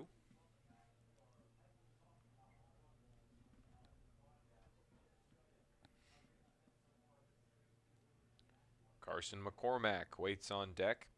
McCormack 0 for 2. Fastball in the air, foul. Man, Holubowski, he has been getting a hold of the ball so far in this ball game, but just hasn't been able to straighten him out. Homered last night and is very close to home run number 2 today, but just hasn't quite been able to get it in the ballpark.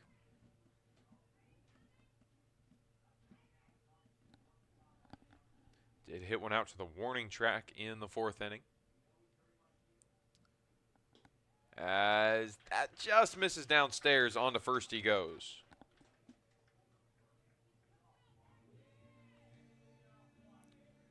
Now it's Carson McCormack. McCormack 0 for 2. Look for something on the ground. Mason Trotter induced a lot of double play chances. He was able to record 2, but there was a couple more that could have been.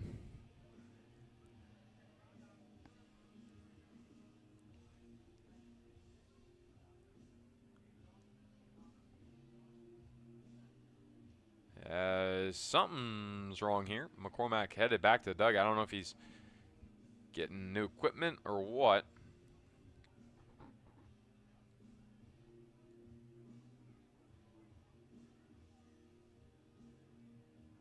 Let's see.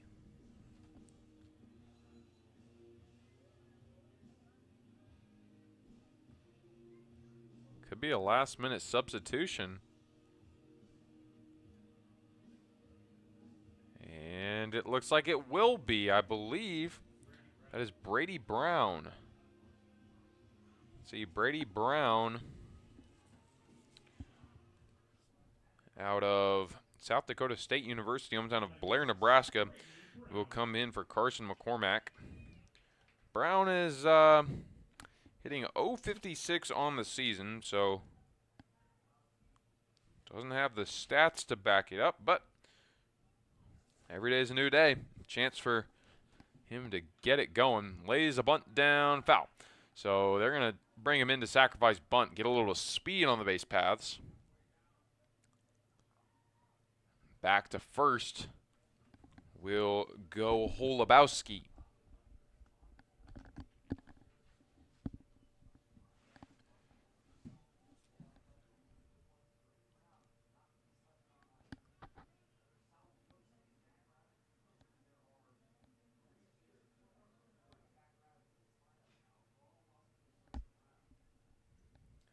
Now the 0-1 here from Harper. Shows bunts again. It's outside. The throw back to first. Not in time.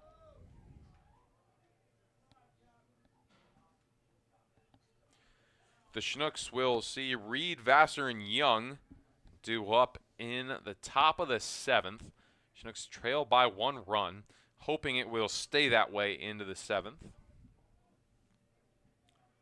The Oilers got a runner on first and nobody gone. A bunt laid down. Zaromsky scoops it up, sends it on to first, and it's a sacrifice bunt for Brady Brown. Does what he intended to do, and Holubowski into second safely. Now runner in scoring position for Garrison Jones.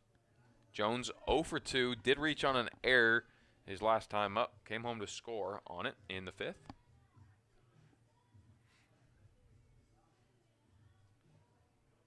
Came into the ballgame only hitting .147, however.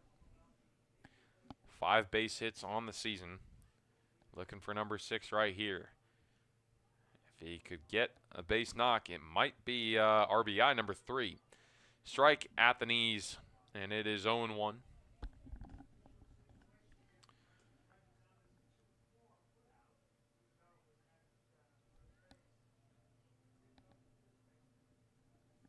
Here comes the 0-1 pitch from Harper as he comes set.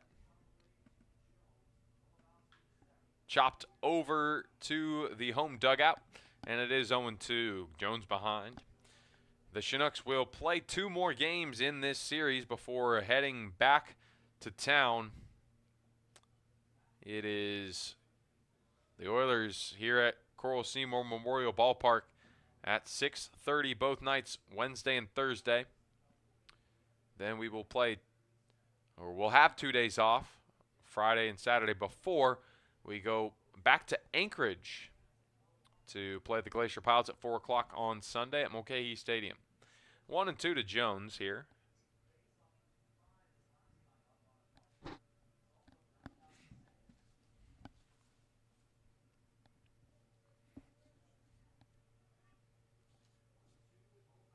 Now the 1-2 from the righty. Chopped high. They're going to go over to first in time, and there are 2 away with a runner on third now. Holubowski advances. Back to the top of the order, though. It is Brooks Hassencleaver. Now batting number 28, Brooks Hassencleaver. Hassencleaver, he is 1 for 2.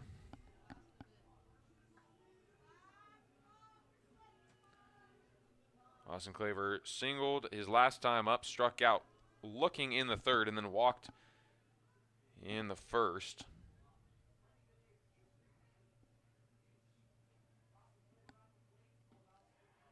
First pitch to him, a breaking pitch that falls onto the bottom left corner of the zone.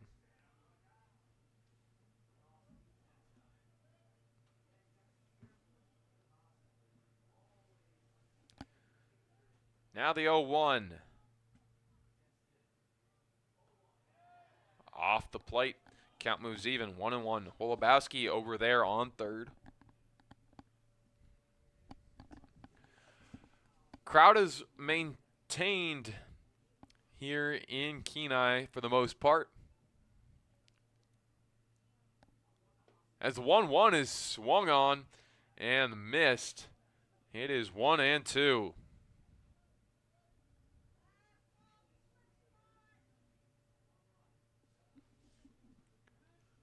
Looking for the punch out right here.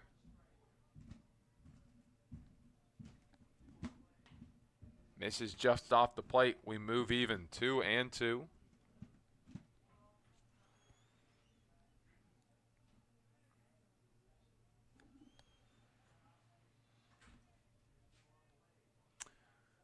Outfield shifted to the right just a bit for Hassencleaver.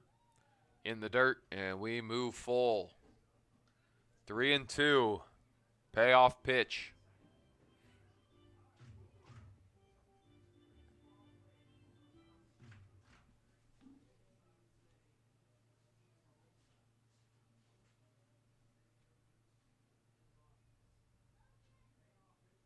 And that's going to get him. So Hassencleaver down to the ground, and he's going to head on to first. Comes up limping a bit.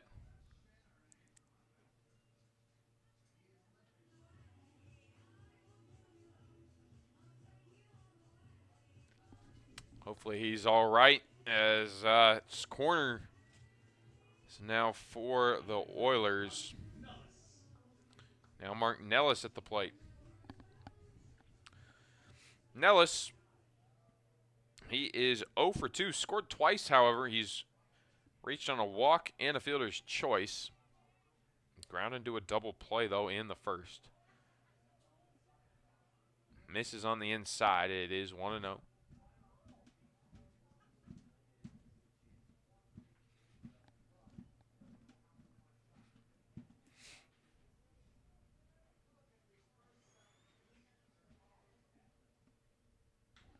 Into the air, out to center field. Underneath it is Butler, and that's going to end the inning. The Chinooks, man, they have a little scare, but are able to end the inning. There is no runs on no hits. There is no errors, but 2 left on base. On to the top of the 7th we go. Oilers lead it 4-3.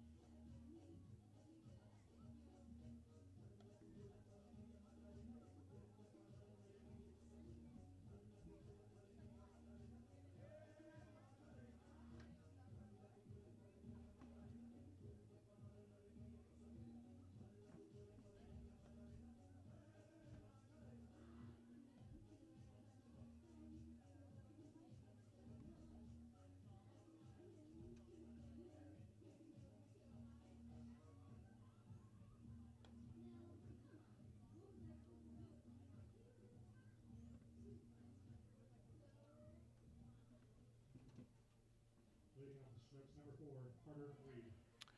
Back here at Coral Seymour Memorial Ballpark in Kenai, it'll be Carter Reed to lead things off against Evan Cerendez, who is back out.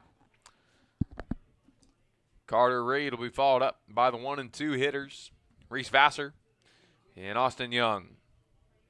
4-3 Oilers lead. Fastball right down the pipe, and it is 0-1.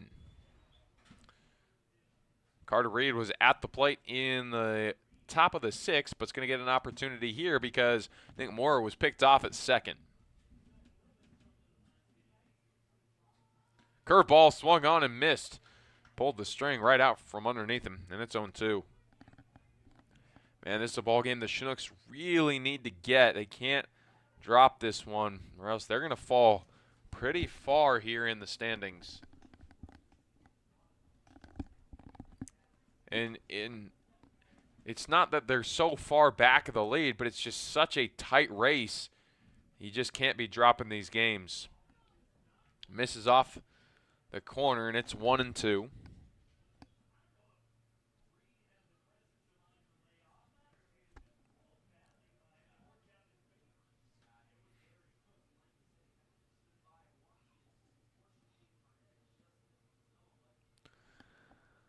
One and 2. Cerendez delivers a fastball. It's fouled off. We will do it again at 1 and 2.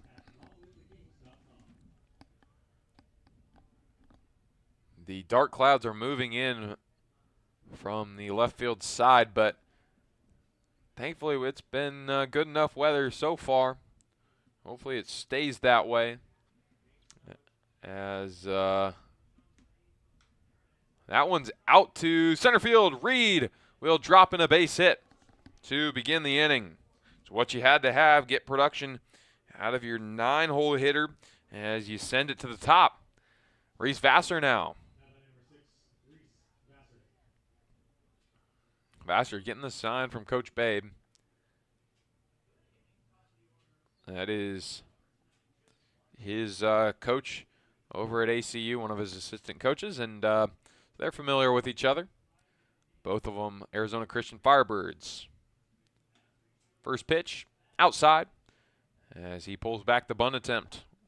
It is 1-0. Chinooks just need 1 run to tie the ball game up. Would love 2 at least to regain the lead. This is a ball game where you'd love to see Evan Rossi. Have not seen him in too long. That's fouled off on the bunt attempt. You sense that Vassar is going to try and go sacrifice bunt all the way here. Just get the runner over to second however you can.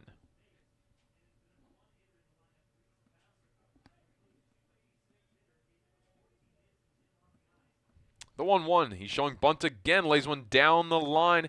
It is fair, and it will do its job. Runner into scoring position on the sacrifice bunt from Vassar. Now Austin Young with a runner in scoring position, only 1 away. Austin Young, he is 1 for 3 in the ballgame. Singled and scored in the 4th. He's been pretty good this series. Comes in hitting .289. 11 hits, 6 RBIs. Let's make it 7 after this at-bat.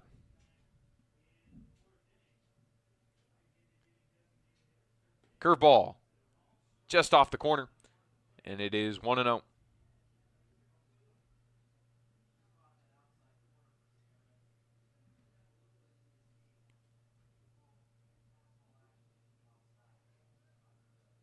Scoreboard says 0-1, but I did not see a strike call. Maybe I'm wrong.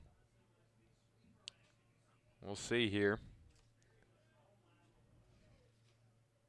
Fastball. That one is in there, and it is, I believe, 1-1. Yep, 1-1 says the umpire. So we are even. 1 ball, 1 strike with Carter Reed over there at second. Checking back. Oh, the throw on to second, definitely not in time. I don't really know what was going on in the head of Cannon. He darted one way towards first base into the outfield and then came back. I don't know if it was a fake or what, but not really working. The 1-1 pitch fouled straight back to the screen. Had a couple fans jumping there in the stands. And now the count moves to 1-2.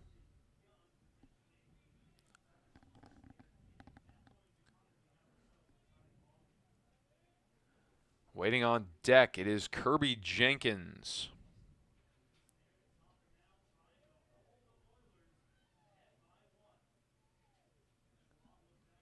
Fastball. It will miss just above the belt, I guess. Count is 2-2 here.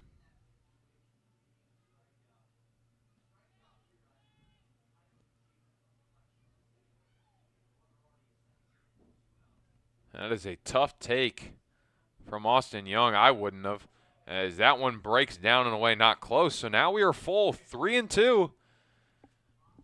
A big pitch coming. Here we go, full count.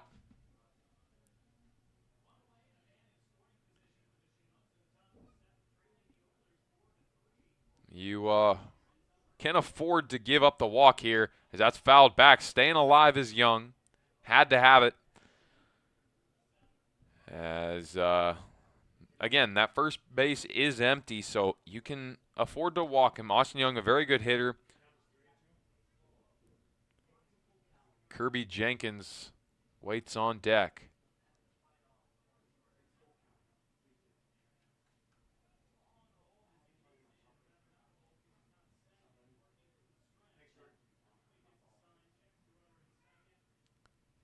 Got a little stare down between the pitcher and Reed at second.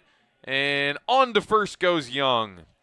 Again, another tough take, but it misses up and in.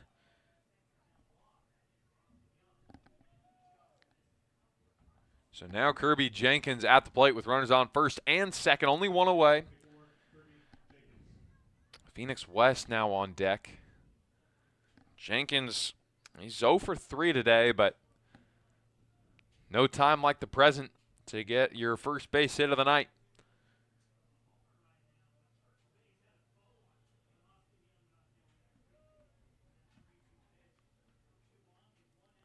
Jenkins only hitting 195 coming into the day.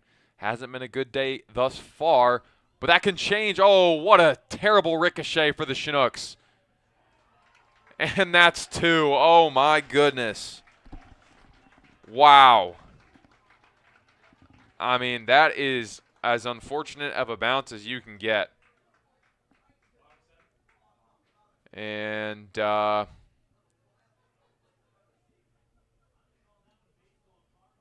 Babe is trying to say, hey, no, he's safe.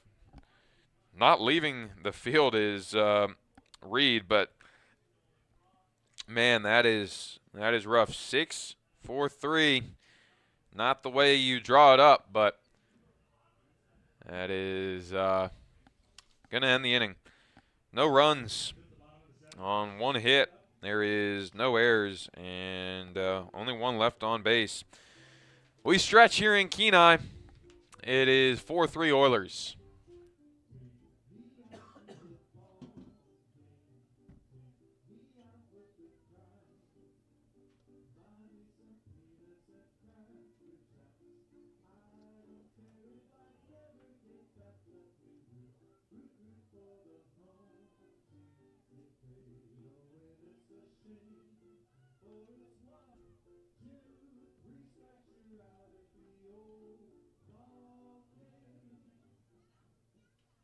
Catcher is Zaromski. Or, sorry, no, not Zaromski. In for Zaromski is Pruneau. My bad. Yeah. Now catching for the Chinooks, number 14, Chugiak-Eagle.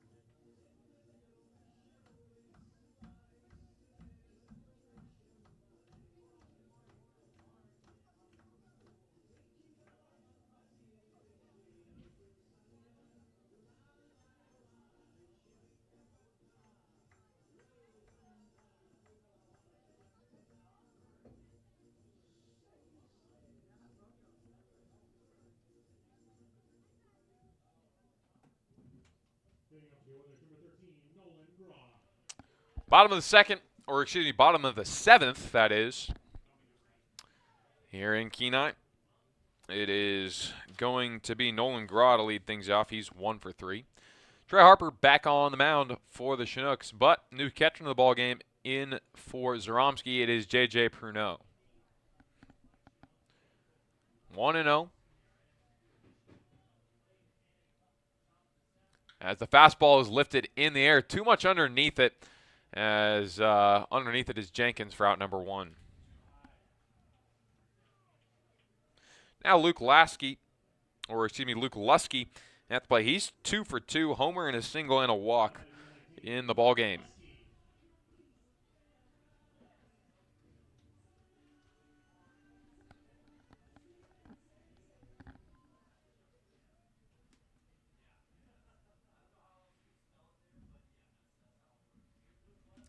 One away, base is empty. Right down Main Street there. It is 0-1.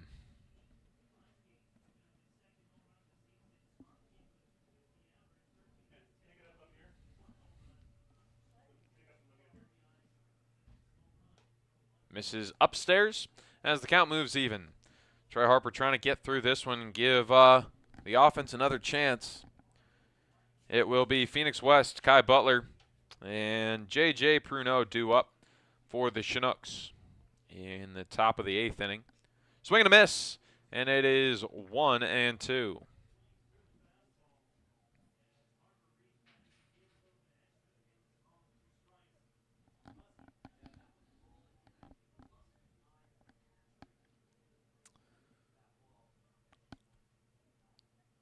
Harper kicks and throws, lifted out into center field. Butler ranging over, and there's 2 away. Now it is Owen Musil. Last chance for the Oilers here in the 7th. Musil, he is 0 for 2. He walked his last time up.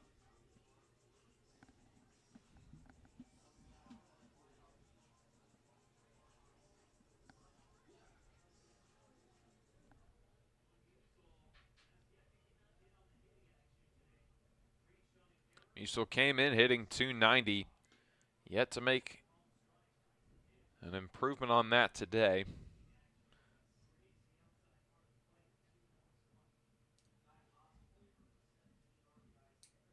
It will be Shane Cannon on deck. Fouled off.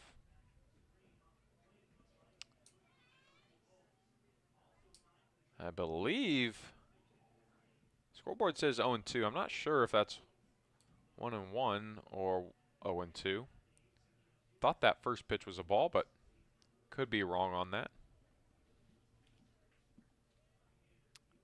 That one down and away. As say the count moves to 1-2. Might as well. We'll take it if it is. 1 ball, 2 strikes. Harper delivers this one in the other batter's box, and count moves even, 2-2. Number 23 up in the Oilers' pen says Mark. Let's see who that is. That looks to be Nathaniel Ramirez. See how soon we see him. On the ground, this should do it. Moyer in time for out number 3. The Oilers retired in short order here in the bottom of the 7th. No runs, no hits, no errors. Nobody left on base. On to the top of the 8th we go. Oilers lead it 4-3. With the number 8-6-4-4-6-1-8. Again, that number is 8-6-4-4-6-1-8. You have won. Please come to the announcing booth to collect the prize. It was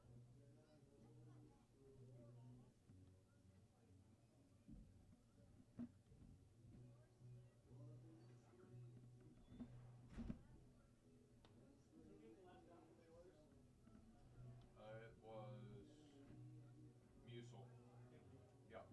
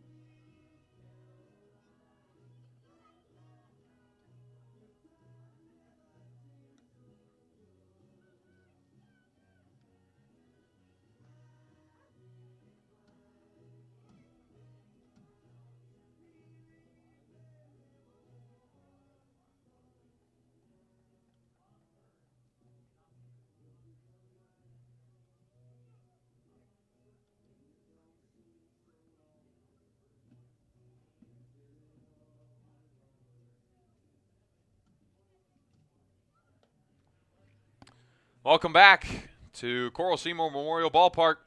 Chinooks got a chance to even this thing up. It will be Phoenix West to try and start things out for the Chinooks. He'll be followed up by Kai Butler and J.J. Pruneau. Heartbreak in the last inning for the Chinooks as they had a good situation going and then a funky double play. And now it is the 4, 5, 6 hitters to try and bring us level. Maybe take the lead, who knows. First pitch to West, curveball at the knees, it's 0-1. It is still Senares, Evan Senares on the mound for the Oilers.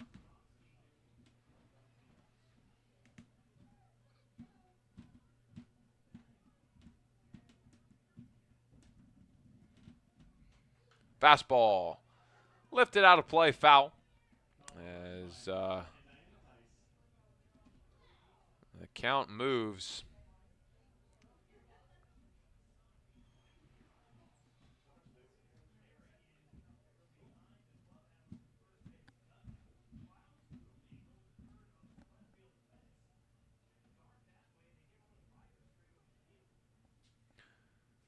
That one's upstairs. As the count, it is, I believe, 2-2. I don't know what the scoreboard here is doing.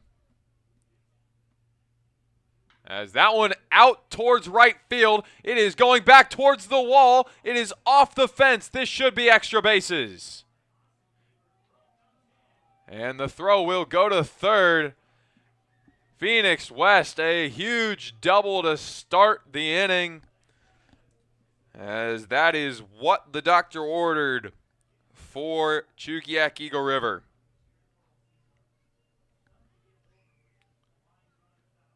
Now it's Kai Butler.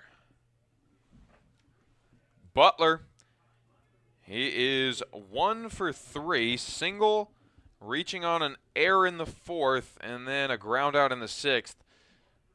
No better time for hit number 23. It would tie the ball game if he can get Phoenix West home. Right down the middle, and it's 0-1 on the heater. Good pitch from Senares.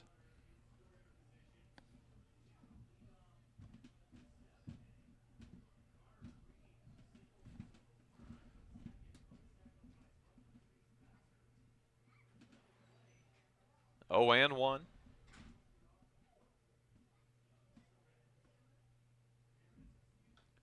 Fouled back. Count moves even, 2-2.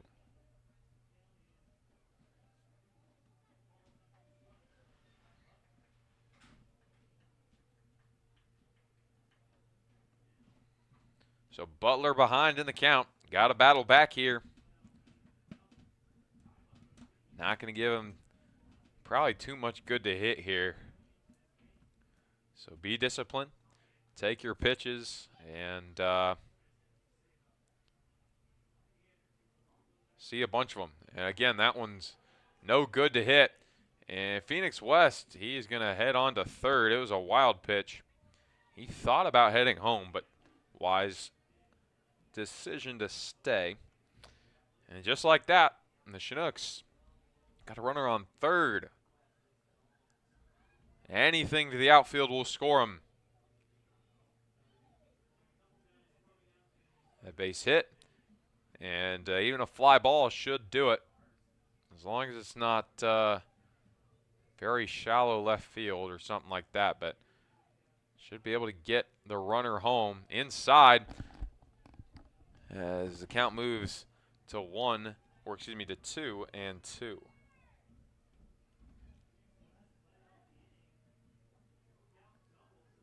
Kai Butler, and he's been so good as of late. Can he come through one more time? Chopped over to the third base side, and it's foul.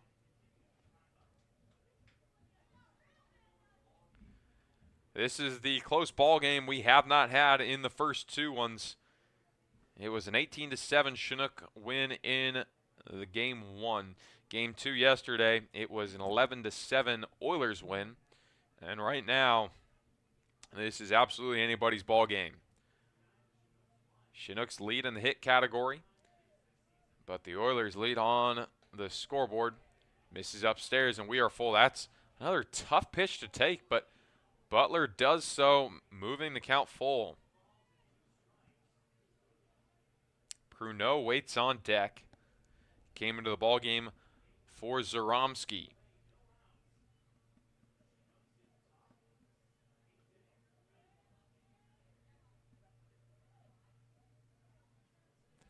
Three-two pitch, swung on and missed. As Kai Butler will be out number 1 in the inning. Now it is J.J. Pruneau.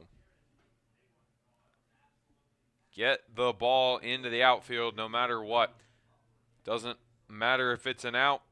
Doesn't matter if it finds green grass. Got to get the runner home from third to tie this ball game.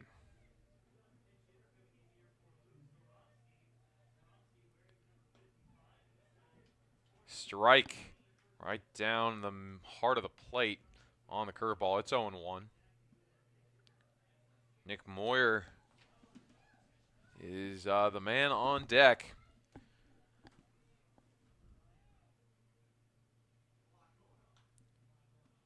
Sprayed down the line, foul. So behind is JJ, 0-2. Got to battle back and find it here. Can't let this get to 2 away. Got to have the sac fly on the table still.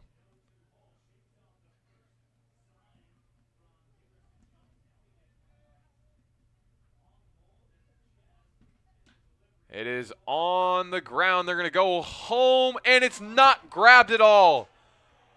Phoenix West in to score. We are tied. Wise decision by second baseman Cannon, but the throw and the catch not good enough. We are even. 4 apiece. Pruneau will reach on the fielder's choice. And now it is Nick Moyer. Moyer 0 for 3. Did reach on an error his last time up. And I believe this will end the day for Cineris. We'll take a quick break as we'll let the new pitcher warm up, get you his name and number when we return.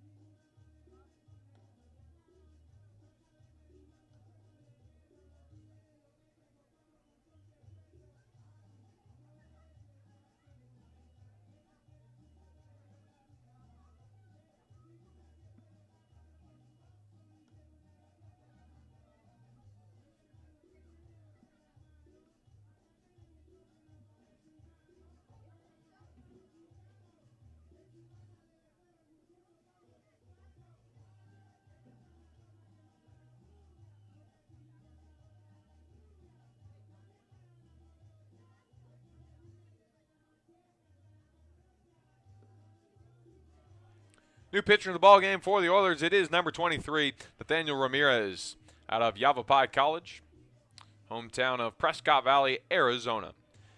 Posting a 9.39 ERA, 1 win, 2 losses. 7 appearances for Ramirez. Does have 1 save on the season, 7 2/3 pitch, giving up 8 hits, 10 runs, only 8 of them earned. 10 walks and 9 strikeouts for Ramirez. Nick Moyer at the plate with 1 away, runner on first. That is J.J. Pruno. New catcher into the ball game for the Oilers. It's number 11, Reed Oakley. He will replace Garrison Jones. As we have a tie ball game, the Oilers are going to need all the offense they can get as they will look to try and put up the winning run. As Moyer is saved there, Oakley couldn't get his head around quick enough.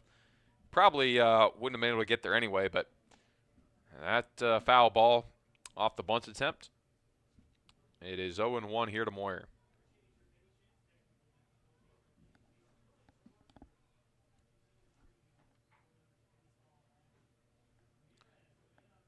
The 0-1 from Ramirez, the righty, out of the stretch. Fastball inside. Count moves to 1-1. Boy, do we got a fun one down the stretch here. Top of the 8th at Coral Seymour Memorial Ballpark. Do not go anywhere, folks. Tie ball game. As that one swung on and missed. Count moves to 1-2. Moyer's behind. On deck for the Nooks is Josh Thompson.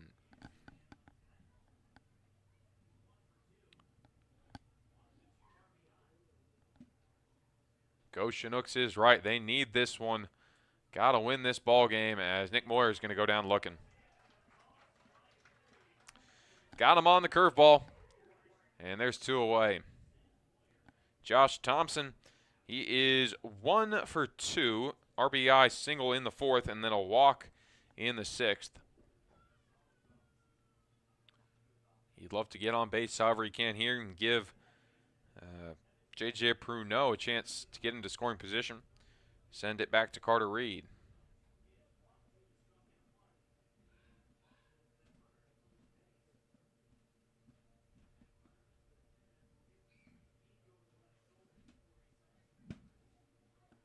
Thompson, he will take off the corner, and it is 1-0.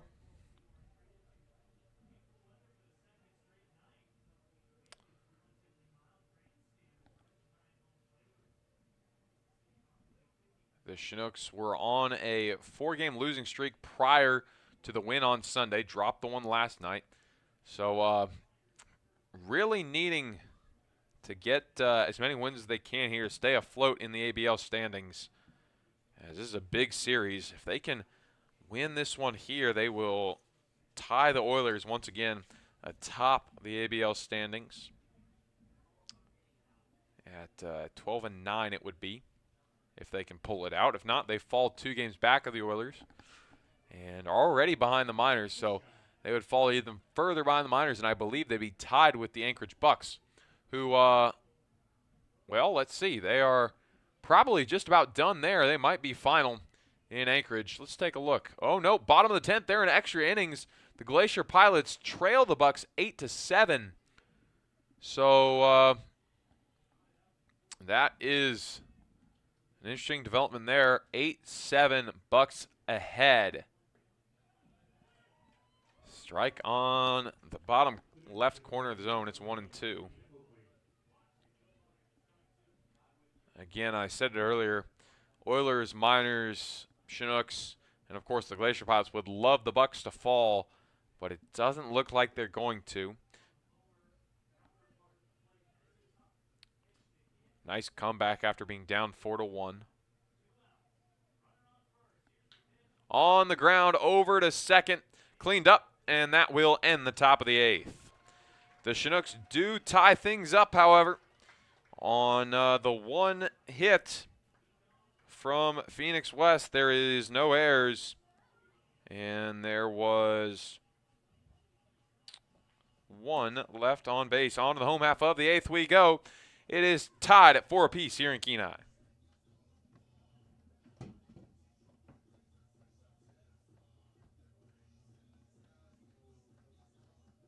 For the fan Memorial Park. Game time, 6:30. And join us again on Thursday for Ladies Night, 6:30 as well. Is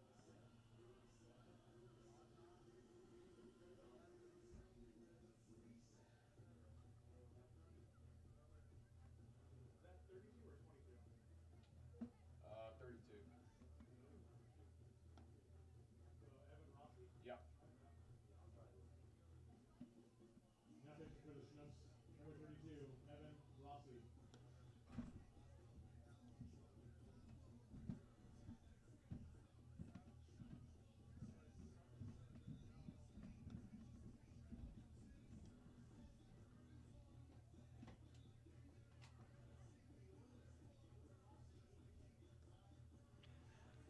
New pitcher in the ball game for the Chinooks.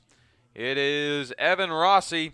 They're going for it, bringing out the closer for a potential 2-inning save. Rossi out of Seton Hill University, Pittsburgh, Pennsylvania, the hometown. 1.29 the ERA, no wins, 1 loss on 6 appearances. Does have 4 saves, however. He is the all-time Chinooks save leader. Had a whole lot of them last year. He's pitched 7 innings, given up 7 hits, 2 runs, only 1 of them earned. 1 walk, 5 Ks for Rossi. Has not gotten a whole lot of appearances this year, if we're being honest. Just haven't needed him a whole lot. He's been good when we've seen him. And hopefully he is nails tonight. As he's going to hope for a little bit of run support in the top of the ninth, give him a lead to try and shut it down. It'll be Shane Cannon to lead things off for the Oilers here in the bottom of the 8th. Cannon 0 for 3. He'll be followed up by Holubowski and Brown in this inning.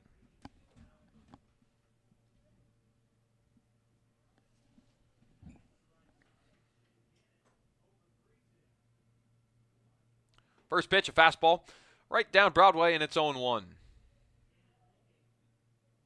Good pitch from Evan Rossi to open up his outing. And we have just got a very exciting ball game for you folks as we enter the last little bit. Do not go anywhere. We are knotted up at 4 apiece. 1-1 to Cannon.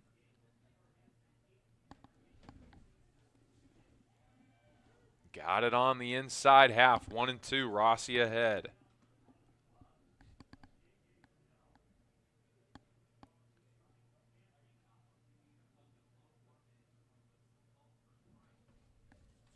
The Chinooks due up. In the top of the ninth will be Reed, Vassar, and Young. Down the line. Is this going to be fair? It is. Into the corner, and that is a double for Shane Cannon. Hadn't gotten a hit all night, but no better time if you're an Oilers fan. Double time. If Mr. Jack Holubowski hits a double, then everybody gets a coupon for a free double cheeseburgers.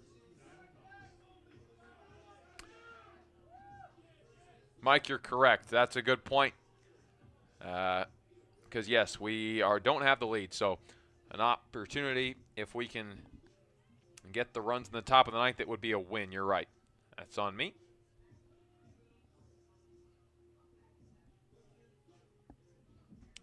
And it would be his first win of the season. So we would take that.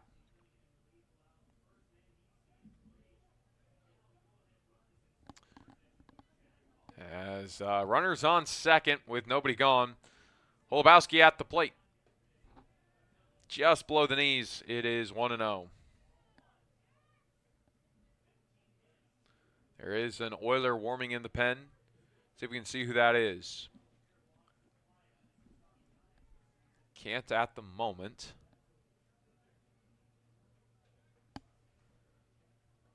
Curveball in there for strike 1. It is even.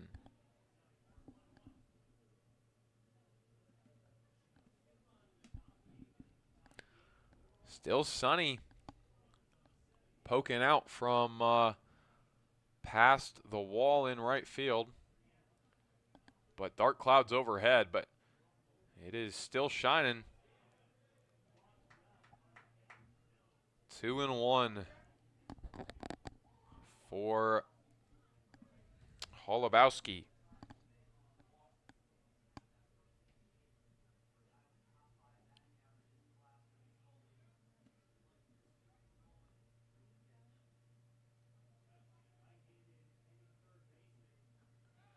It is downstairs. Ooh, a little bit of limbo for Cannon over there at second, but he's back safely to the bag.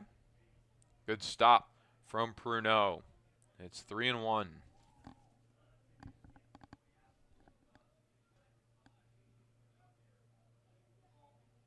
Brady Brown waits on deck.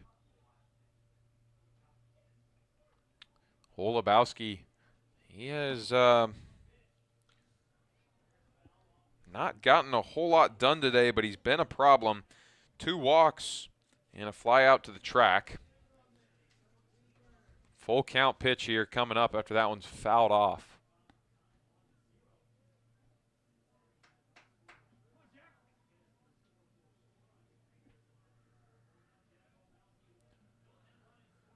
Full count pitch from Rossi. Loses him, and there's runners on first and second. Now it's Brady Brown. Brady Brown came into the ballgame for Karsten McCormack, and Brown laid down a sacrifice bunt.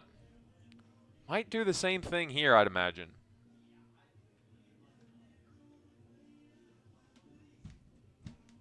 Wouldn't be surprised. Here the Chinooks just got to get the out.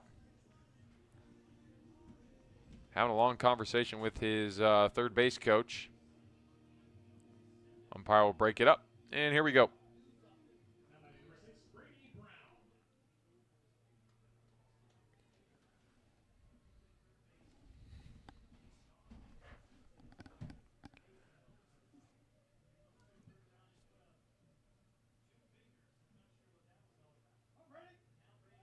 3 He does show bunt. It is off the corner, 1-0.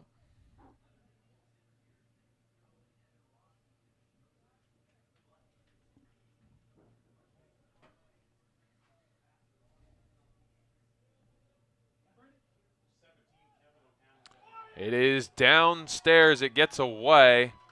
And now the runner's in scoring position. Anyway, so now they're going to have to swing for it. Can't really lay down the sacrifice bunt. They're both in scoring position. So real trouble for the Chinooks.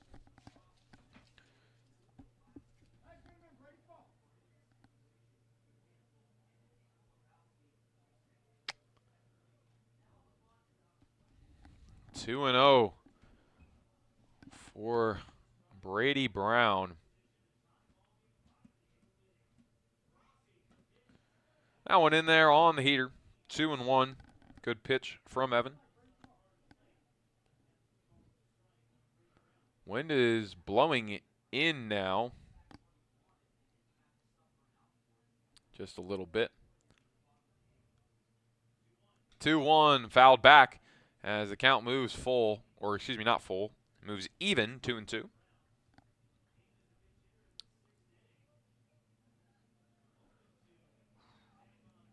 The Oilers, they are looking for a big inning here to try and break this thing open, but Chinooks are going to have a chance in the top of the 9th. They will head back to the top of the order. That is in the air. This will be a close play at the plate. He's going to tag. The throw. It will send him back to third. I was going to say that's a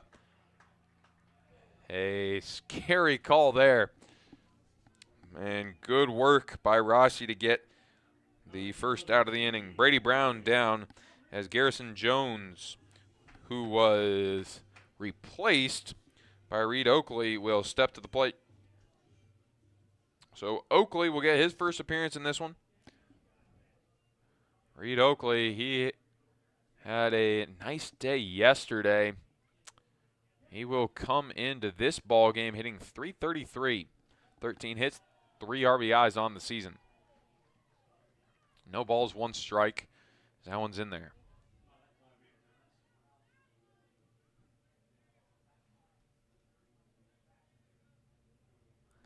Runner on second. Here's Holubowski, Cannon on third.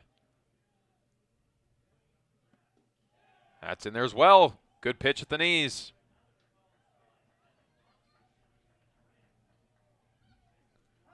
Man, if Rossi can get to 2 outs here, he is in business. Man, imagine if Evan Rossi gets himself out of this jam without any runners across. Oh, that's going to roll to the backstop, and the Oilers take the lead, 5-4. Just as I said it, the run comes home.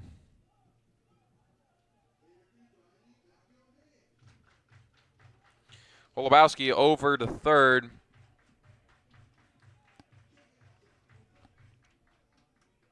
Five-4 Oilers lead, 1-2 for Oakley.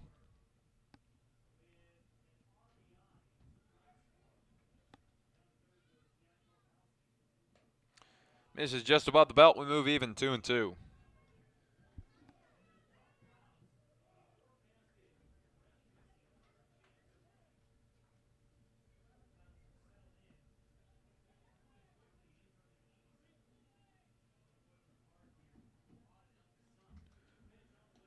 That's going to get him on the corner. Good pitch there from Rossi. That'll finish it for Oakley. And now back to the top of the order with Brooks Hassencleaver. He's only 1 for 2 today. Hasn't done a lot of damage, but it's been all right. An opportunity for him to bring in another run. Would love the cushion. And Babe's going to automatically walk him. I would say it's probably a good call from Babe.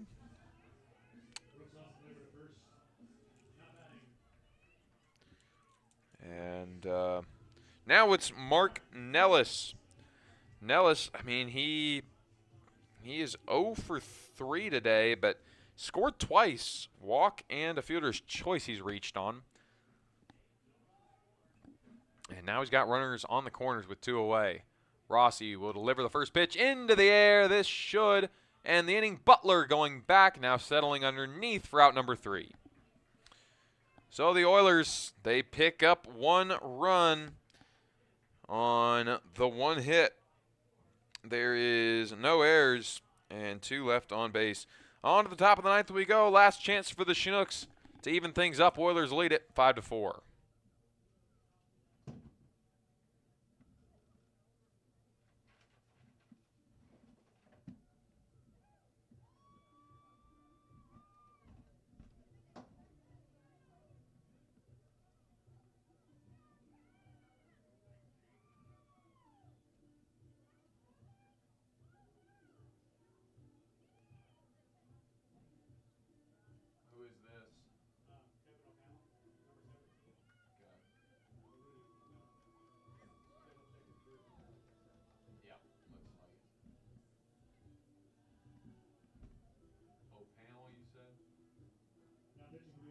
From Monmouth University, number 17, Kevin O'Connell.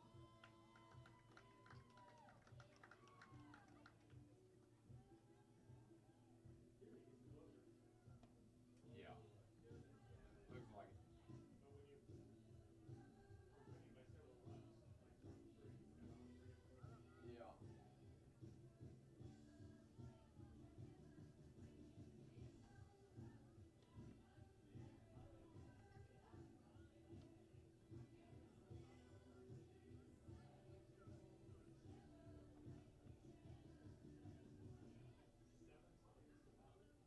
I see 6 on here. Maybe.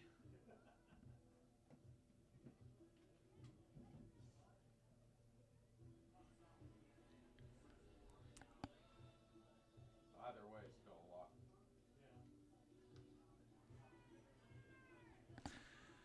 Welcome back to Kenai, Alaska. 5-4. Oilers lead it. New pitcher in the ballgame for the Oilers. It's the closer, Kevin O'Connell, out of Monmouth University, hometown of Clementon, New Jersey. ERA of 0, 2 wins, no losses on 7 appearances, 6 saves. 7 innings pitched, giving up 4 hits, no runs, 1 walk, and 8 Ks for O'Panel. Tall task for the Chinooks here, but still a chance. Gave up the run in the bottom of the 8th, and now they've got a tough road ahead to try and get back into this ballgame. They'll have to start it out with Carter Reed.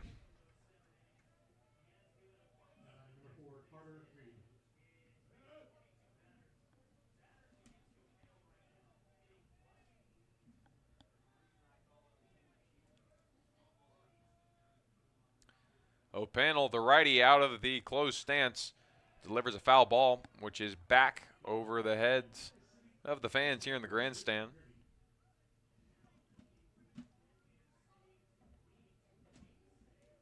It's been the best, or the most closely contested game of the series so far.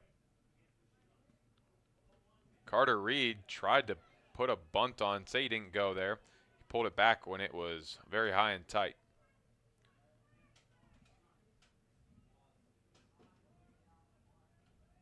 There will be 2 more games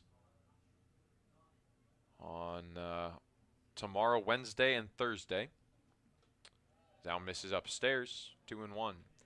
So Chinooks, I mean, despite the outcome today, whatever it may be, you're gonna get 2 more shots here in Kenai.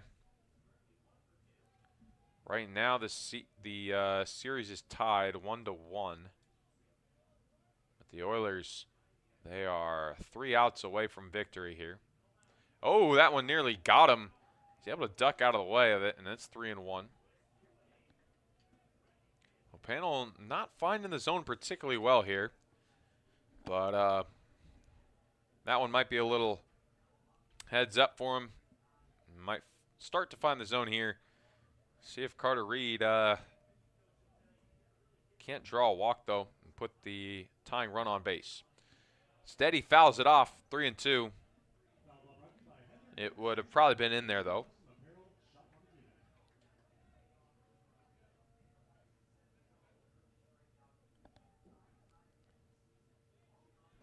So full count here for Carter Reed, as it is Vassar waiting on deck.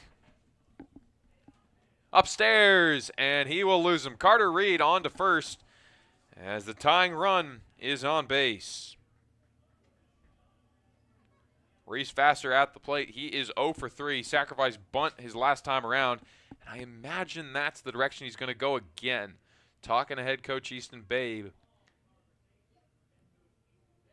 And I think that's where he'll go. We'll see. Austin Young is on deck.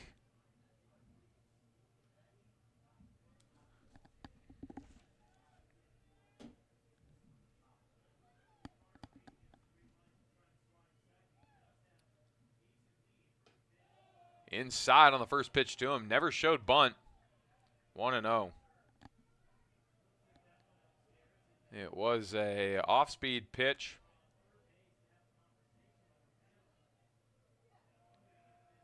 Olabowski will head out and give a couple words of encouragement to O'Panel.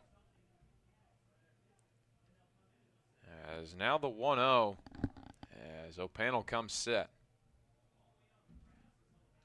He will foul this one back right at the press box. It bounced off the, I believe it bounced off the grass over the screen or something like that. As it's even 1-1. Now he squares down a bunt. He's going to go over to first in time, but another sacrifice bunt for Reese Vassar, successful, as the runner is in scoring position. That will put it in Audie Young's hands. Austin Young, the DH.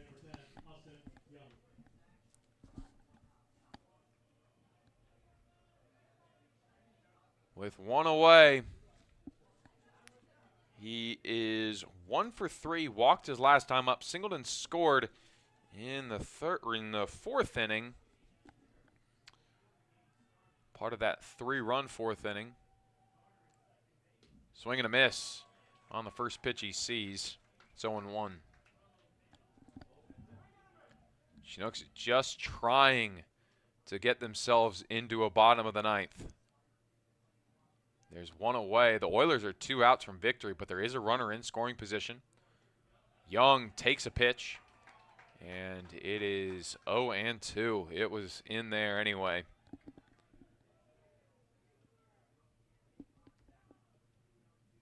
So no balls, 2 strikes. O'Pannell will deliver down and away. 1-2.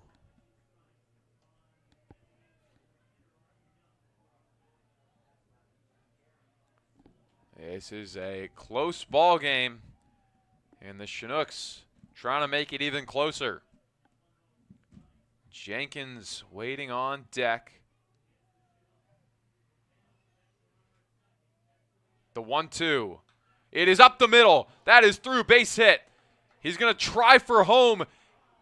It is not going to be in time from the throw. 5-5.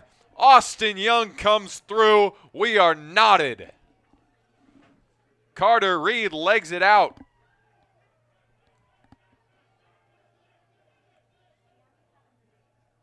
How about it, Austin Young? Now Kirby Jenkins at the plate to try and give the Chinooks the lead. That is the first run given up of the season by Kevin O'Pannell. And couldn't have come at a better time for the Chinooks. First pitch to Jenkins, fouled back.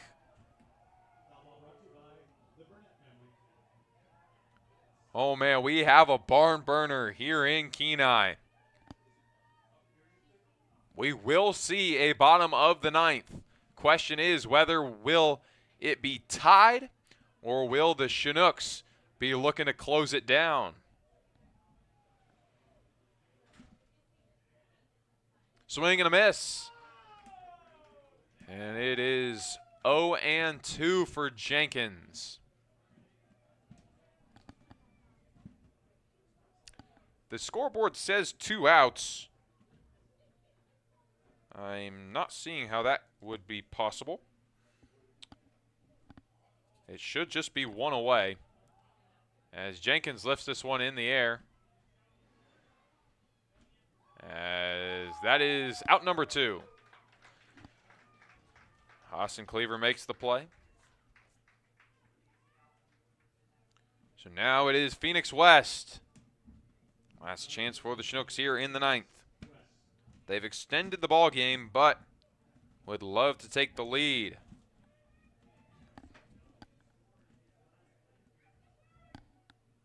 The runner on first is Young. West fouls it back, 0-1. Phoenix West, he is 1 for 3. He's got a walk and a score in the 4th, and then doubled and scored in the 8th.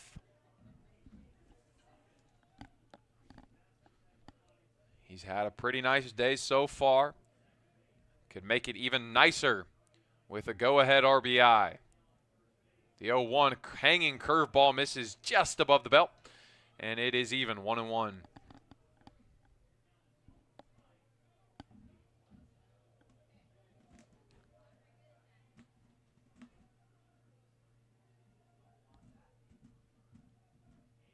O'Pannell, the righty, out of the stretch, upstairs, and the count moves to 2-1. A walk would move Austin Young into scoring position and bring up Kai Butler, another guy you don't really want to see at the plate. And out to the mound to have a visit is the Oilers. It is going to be dispersed quickly. There is no one in the pen for the Oilers, so you're not really thinking about moving on from O'Pannell here, but they've got to get out of it here or else their walk-off chances become slimmer. This one's in the air. Can it drift out? It will. So we are even now, 2-2.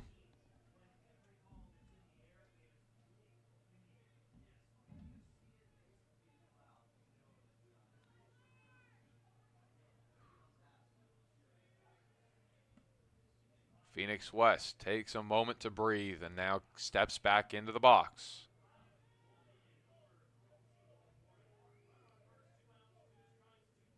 The 2-2 from O'Pannell.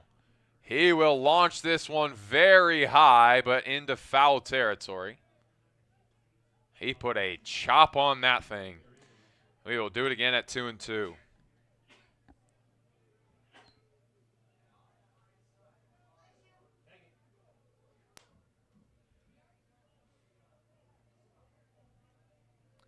we do it again. Was a hanging curveball that he just sent to the moon. He's staying alive here, as that one's high and away. Full count payoff pitch for O'Pannell. If he gets out of it, we go to the bottom of the ninth tied. Walk-off chance for the Oilers. If not, we keep going. Hope for the Chinooks to get the go-ahead run, and Rossi try and close it down. Swing and a miss, and that will end the top half, as now the Oilers are going to get their chance to walk it off. The Chinooks do get the one run, however. It is one run on one hit. There is no errors, and one left on base. On the bottom of the ninth, we are tied at 5 apiece here in Kenai.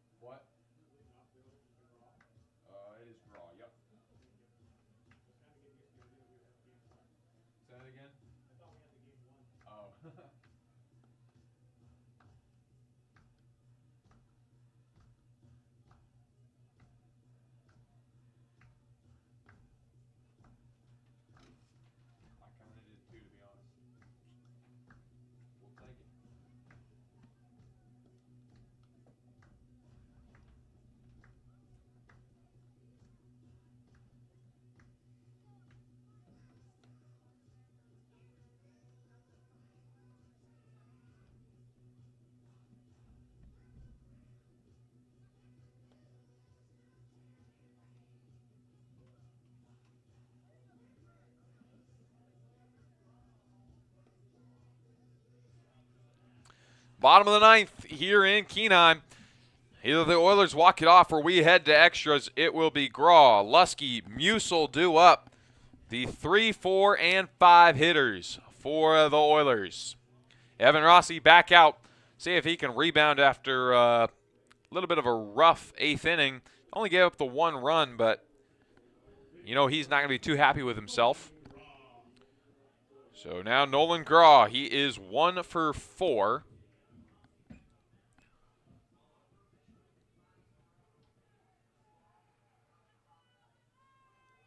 Rossi will pitch out of the stretch. Fastball misses outside. 1-0.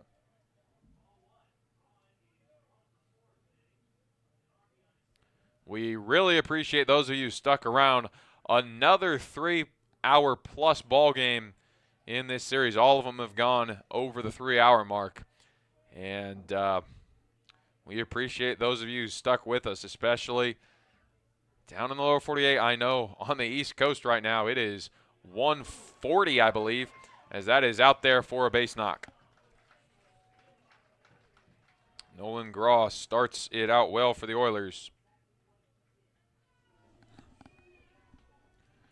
As now it's Luke Lusky. Lusky 1 or 2 for 3, a bomb, which was a solo shot in the second, and a single, as well as a walk and a flyout.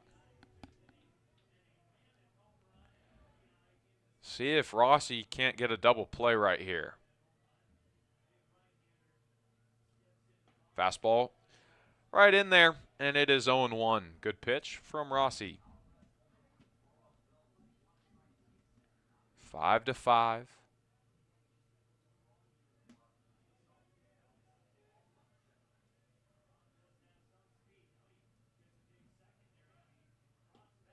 Downstairs, and we move even, 1-1. Musil waits on deck.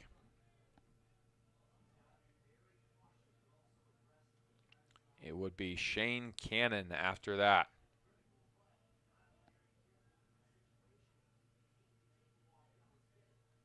Fastball fouled off. Count moves to 1-2.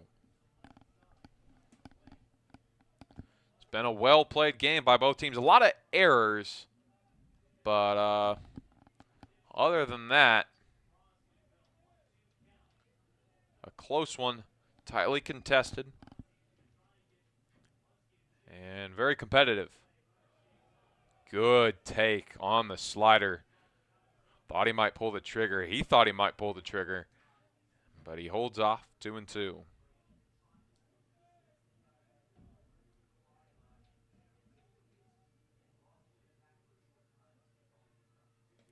Fastball, just below the knees. We are full.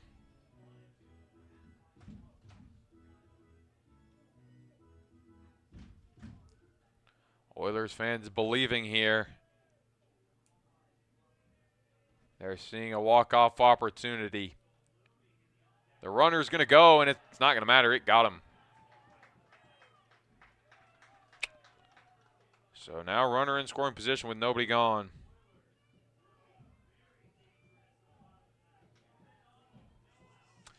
Now Owen Musil. Musil 0 for 3. He has reached twice, once on an error, once on a walk.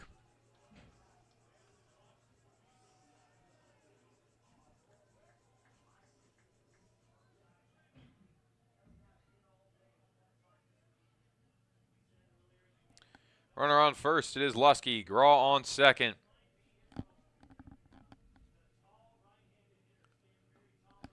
Misses down and in. Count moves to 1-0.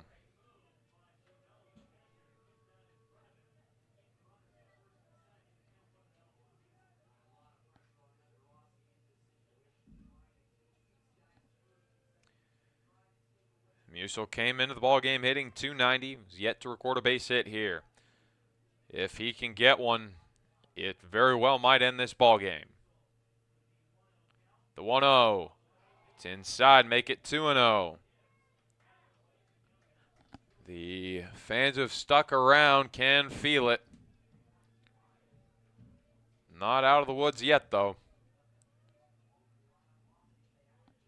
See if Rossi can somehow shut this down and give the Chinooks a look at extras. That, I guess misses outside. It's a close pitch, but it's taken for ball 3. As Musil, he is way ahead, and a walk would load him up.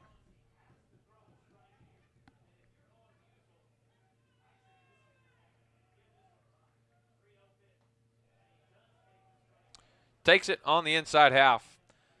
It is 3-1.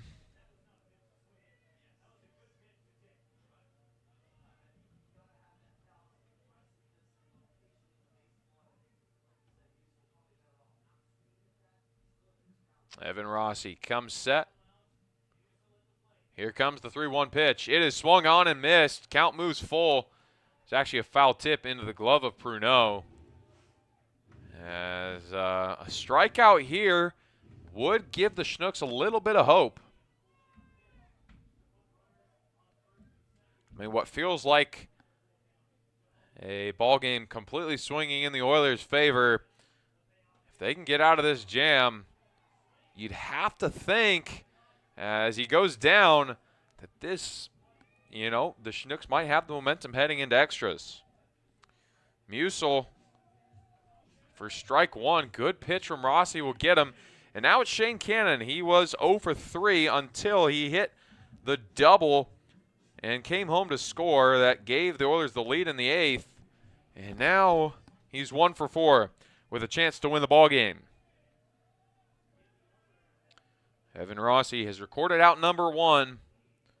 Still a lot of rope left to climb, but he is climbing as Pruneau. What a stop. He keeps the runners in their places. It is 1-0. Jack Holubowski will wait on deck. A double play now could end regulation.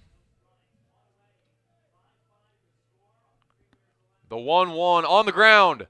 They're just going to go to first. Smart play from Tate Green, who's in the ball game now.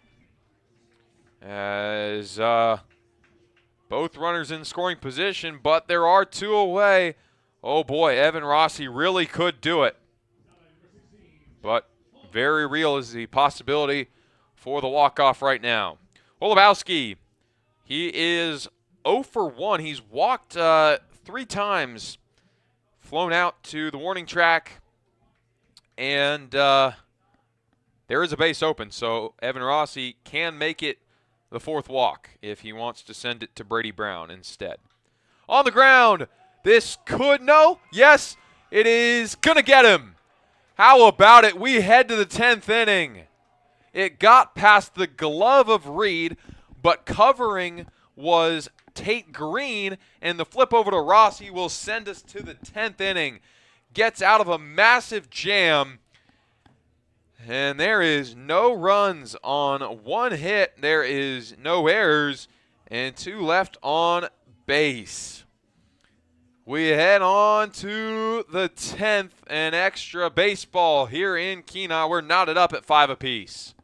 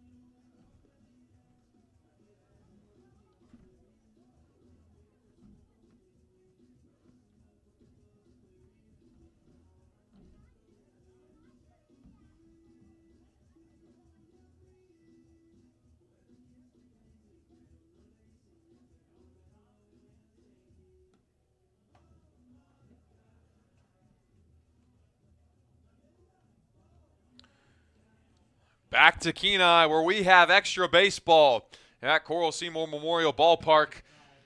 We will have the extra inning rule here. It'll be Phoenix West out on second as the ghost runner.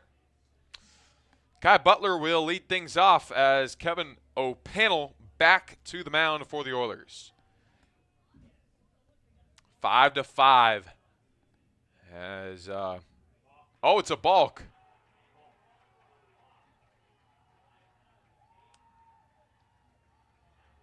On to third on the balk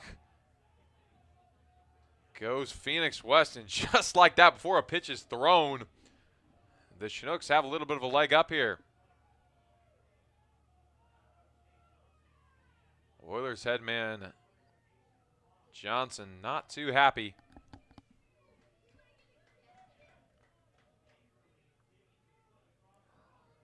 And so now, anything to the outfield. Sac fly on the table. Kai Butler, he doesn't put it to the outfield too often.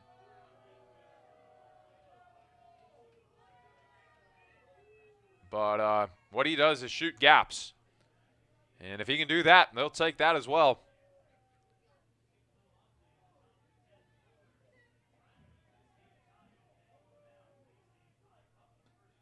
Butler takes a strike on the curveball from O'Pannell.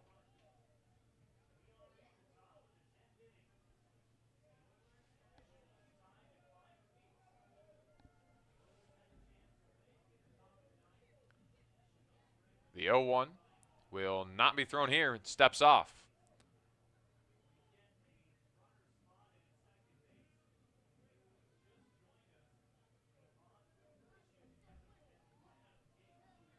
No balls. 1 strike to Butler with the runner on third. Into the air.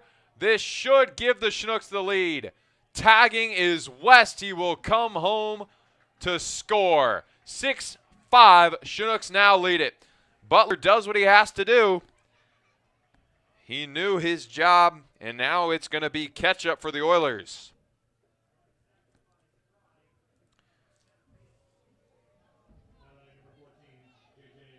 J.J. Pruneau at the plate now. Pruneau, he grounded into a fielder's choice in the 8th. It was an RBI, however. It brought home the tying run in the 9th inning, or excuse me, in the 8th inning, that was. In fact, Chinooks lead 6-5. Bases are now empty with 1 away, so got to start a whole new rally. Fastball inside. It is 2-0. Cal Whiff will pinch hit for Nick Moyer on deck. 2-1 after that's in there.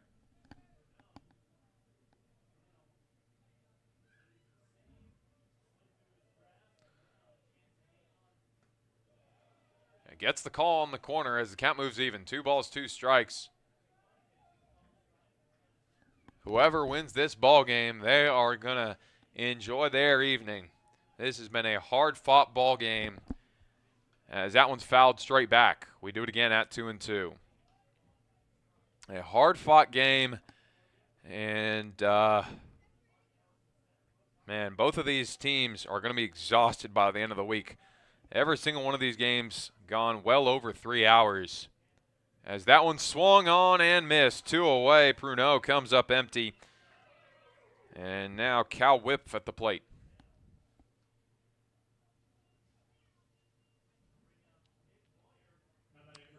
Cal Whiff into the ball game for Nick Moyer, who went down 4 times. Did reach on an error in the 6th, but that was it. See what Cal Whiff can do against Kevin O'Pannell. Whiff out of Pepperdine University, transferring to Concordia this next year. Hometown of Santa Barbara, California. 0-1 after the curveball is landed from O'Pannell. Takes it high and tight as the count moves even, 1-1.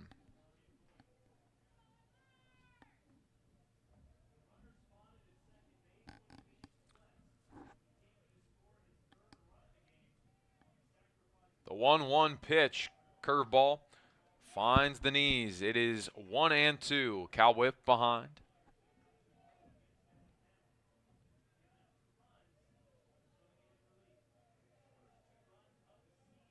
The 1-2 pitch, down and away. We move even, 2-2. The Oilers due up will be Brady Brown, Reed Oakley, and Brooks Hassencleaver. Jack Holubowski will be the ghost runner.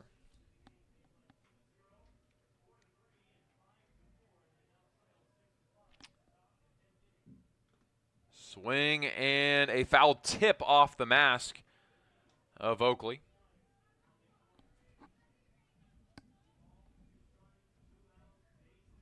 Tate Green waits on deck, see if he gets an opportunity. I didn't see anybody warming for the Chinooks, so I believe it's going to be another inning for Evan Rossi.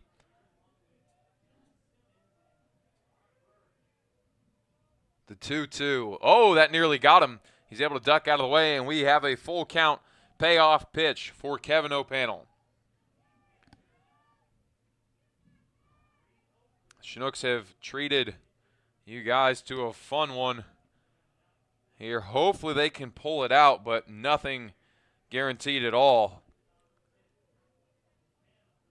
As that is straight down the middle. Cal Whiff goes down looking. As the Chinooks will head to the bottom of the 10th to try and close it down. They are able to get 1 run on no hits There is no errors and nobody left on base. On to the home half of the 10th we go. The Chinooks lead it 6-5.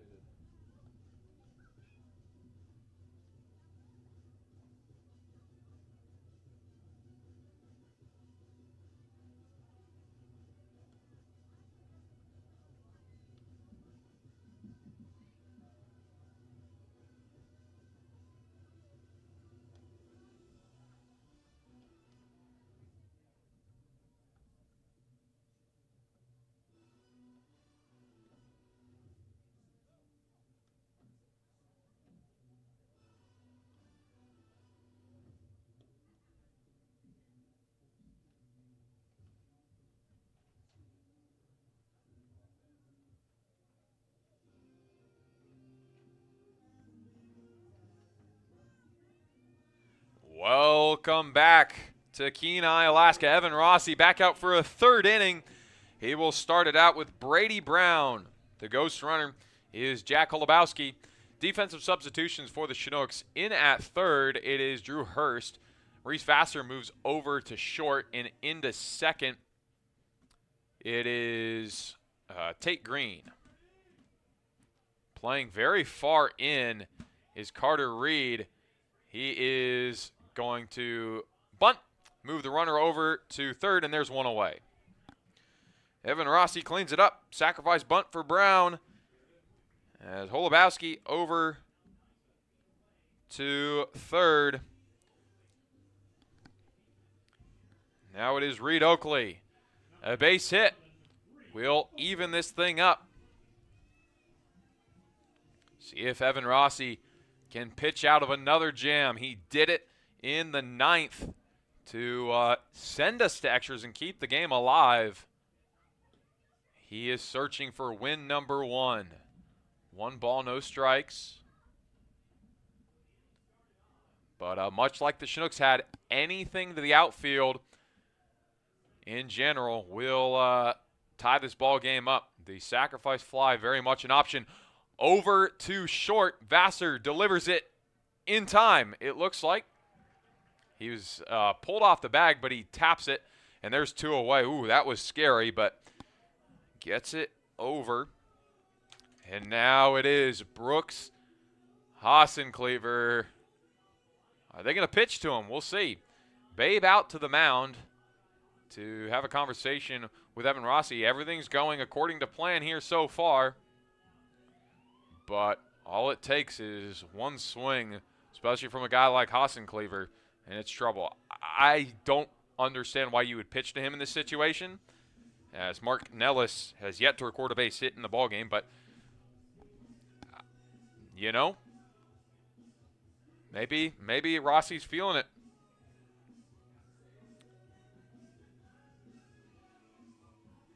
Maybe they feel it out, just kind of try a pitch around him.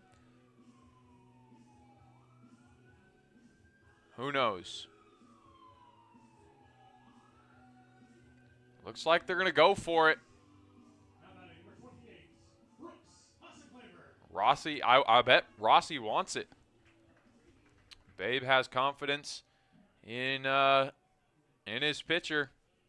And they're going to try and close it down for an absolutely massive win. Chinooks are 1 out from victory. Strike at the knees there. 0-1 against Brooks Hassencleaver, who is 1 for 2. He has been hit by a pitch. He's walked twice, got a single and a strikeout looking.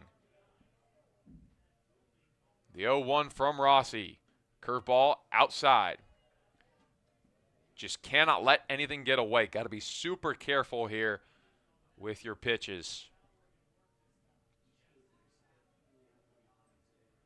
As much as you want to try and bury the curveball or the slider, you really can't, as that is swung through, and it is 1-2. Just cannot let it get away from you. as the Chinooks 1 strike away from a massive victory here in Kenai. It's outside. Good snag from Pruneau. 2-2.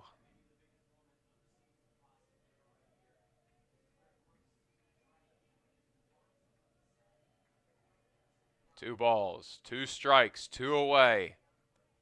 Evan Rossi out of the stretch. The Chinooks dugout ready to burst. Into the air, foul ball, we do it again. Everybody standing over there on the Chinooks side. This has been a marathon of a baseball game. We have crossed the 10 o'clock mark here in Alaska. Here comes the 2-2. Fouled back. Austin Cleaver staying alive. A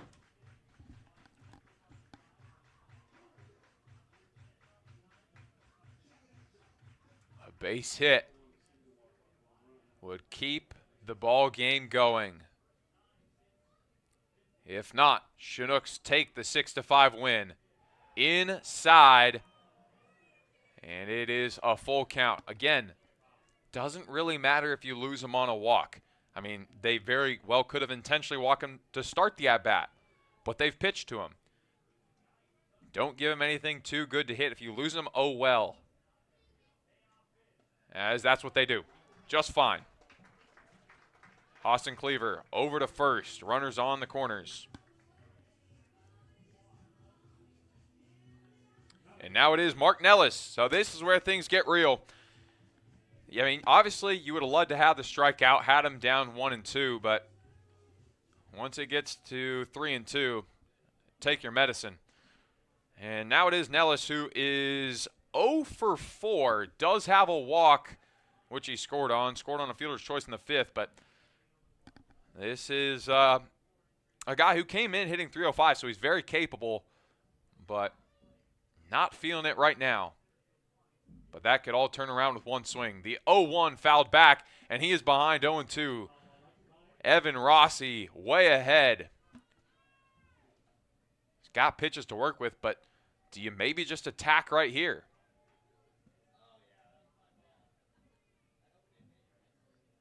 The 0-2 from Rossi. Down and away. And obviously no throw from J.J. Pruneau. He'll let Austin Cleaver take second. So both runners in scoring position. A base hit now could walk it off, as that is inside on the curveball. 2-2.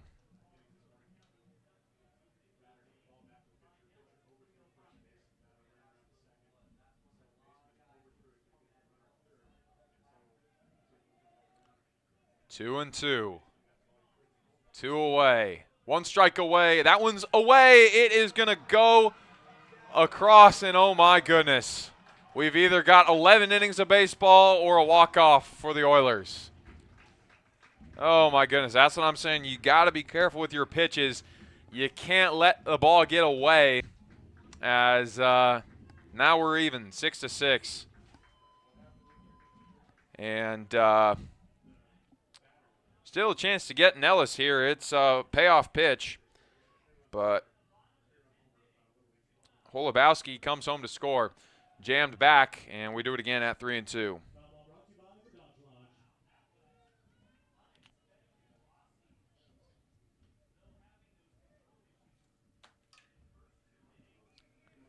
Holubowski is over there at third. And that's right. No, just missed upstairs, I guess. And it is now runners on the corners.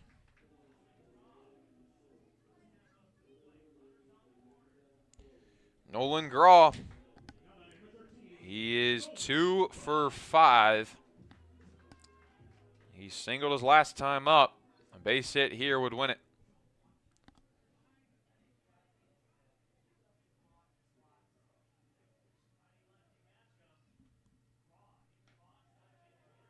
Strike on the corner. It is 0-1. The Chinooks would feature, I believe, Tate Green, Carter Reed, and Reese Vassar to open up the 11th inning. Down and away. It is 1-1.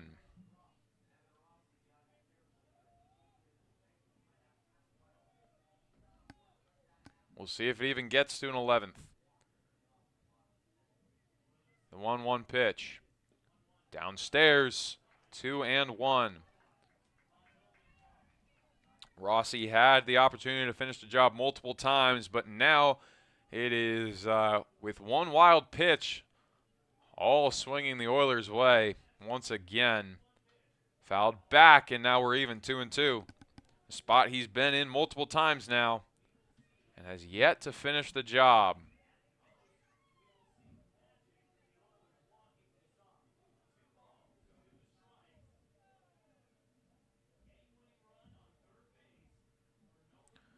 The 2-2 pitch from Rossi, and it's fouled back. Now, here's the thing. If we do get to an 11th inning, Evan Rossi will, I can't imagine, go a 4th inning, and there is someone getting slightly warm in the Chinook pen.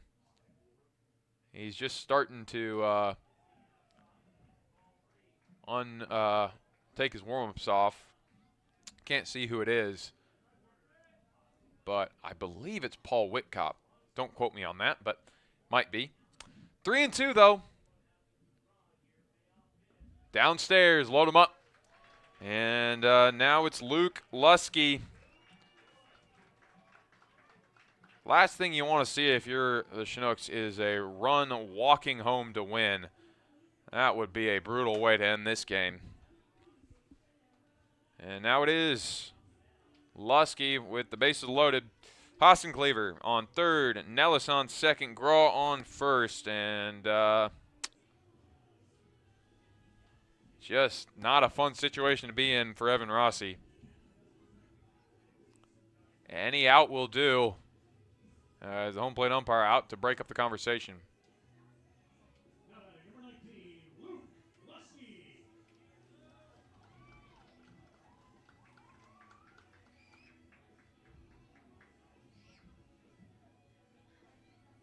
6-6 the score. Sidearm of the Chinooks pen, that is Paul Whitcop then. So we'll see if we get to use him. Evan Rossi, gotta shut it down. Downstairs on the first pitch to Lusky, it's 1-0.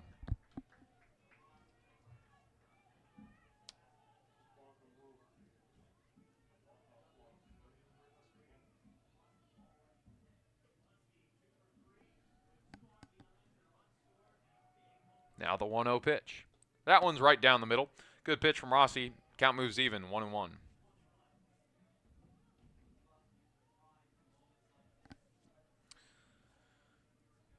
Lusky, he is 2 for 3 in the ball game. A walk and a hit by pitch along with a home run and a single. Whoo, that nearly got him.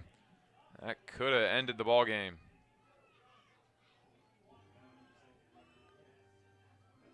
Two balls, one strike.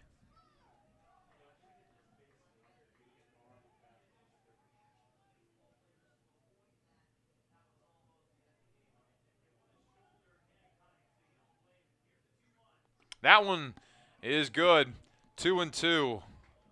Evan Rossi able to find the heart of the plate. And back in that same situation, 2-2. It has not fared well for him, but a new opportunity. We could head to an 11th right here.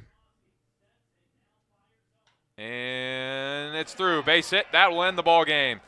The Oilers walk it off. Lusky is the hero. They win it 7-6 in 10. It is Hassencleaver home to score. As it is 2 runs on 1 hit. There is no errors. And there was 3 left on base. We will take a quick break. We will wrap things up when we return.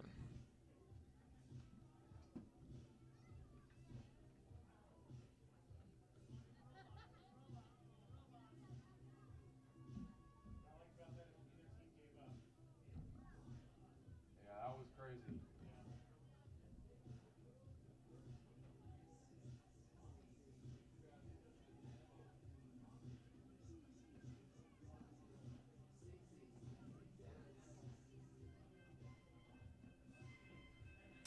Well, welcome back in to Kenai, Alaska. Take a look at your final line scores for both teams. 7 runs for the Oilers on 7 hits, 3 errors, 14 left on base. As for the Chinooks, it was 6 runs, 7 hits, 2 errors, 8 left on base. 7-6 your final in 10 innings. The Chinooks, they fought, but ultimately just not enough. The Oilers had every answer. And, I mean, the Chinooks, at the end there, they were answering, but the pitching not able to get it done.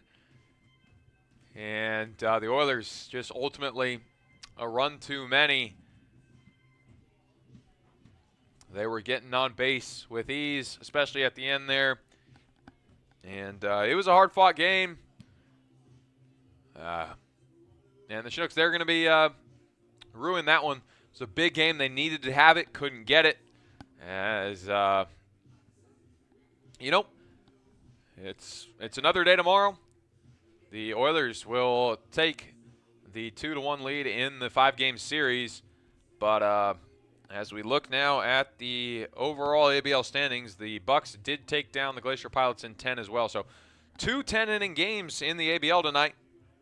That is, it's just a fun evening of ABL baseball. But now the Chinooks, they are down into 4th place.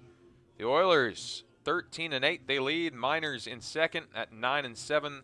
Chinooks will fall to 11-10. The Bucks at 11-9, so they're jumping to 3rd place. The Chinooks in 4th.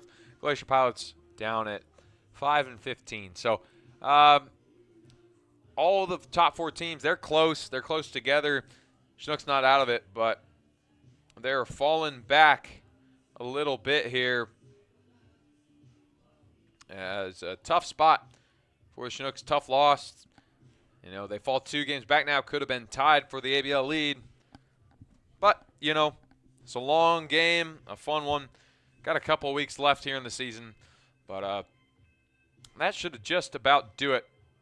But before we head out, we're going to take one more look at the Chinook Fishing Report.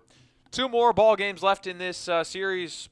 Wednesday, Thursday, 6:30 here at Coral Seymour Memorial Ballpark against the Oilers. But after that, it'll be 2 days off, Friday and Saturday, before we head to Anchorage on Sunday, 4 o'clock against the Glacier Pilots at Mulcahy Stadium. That will do it for us here in Kenai. This has been Clayton Jackson.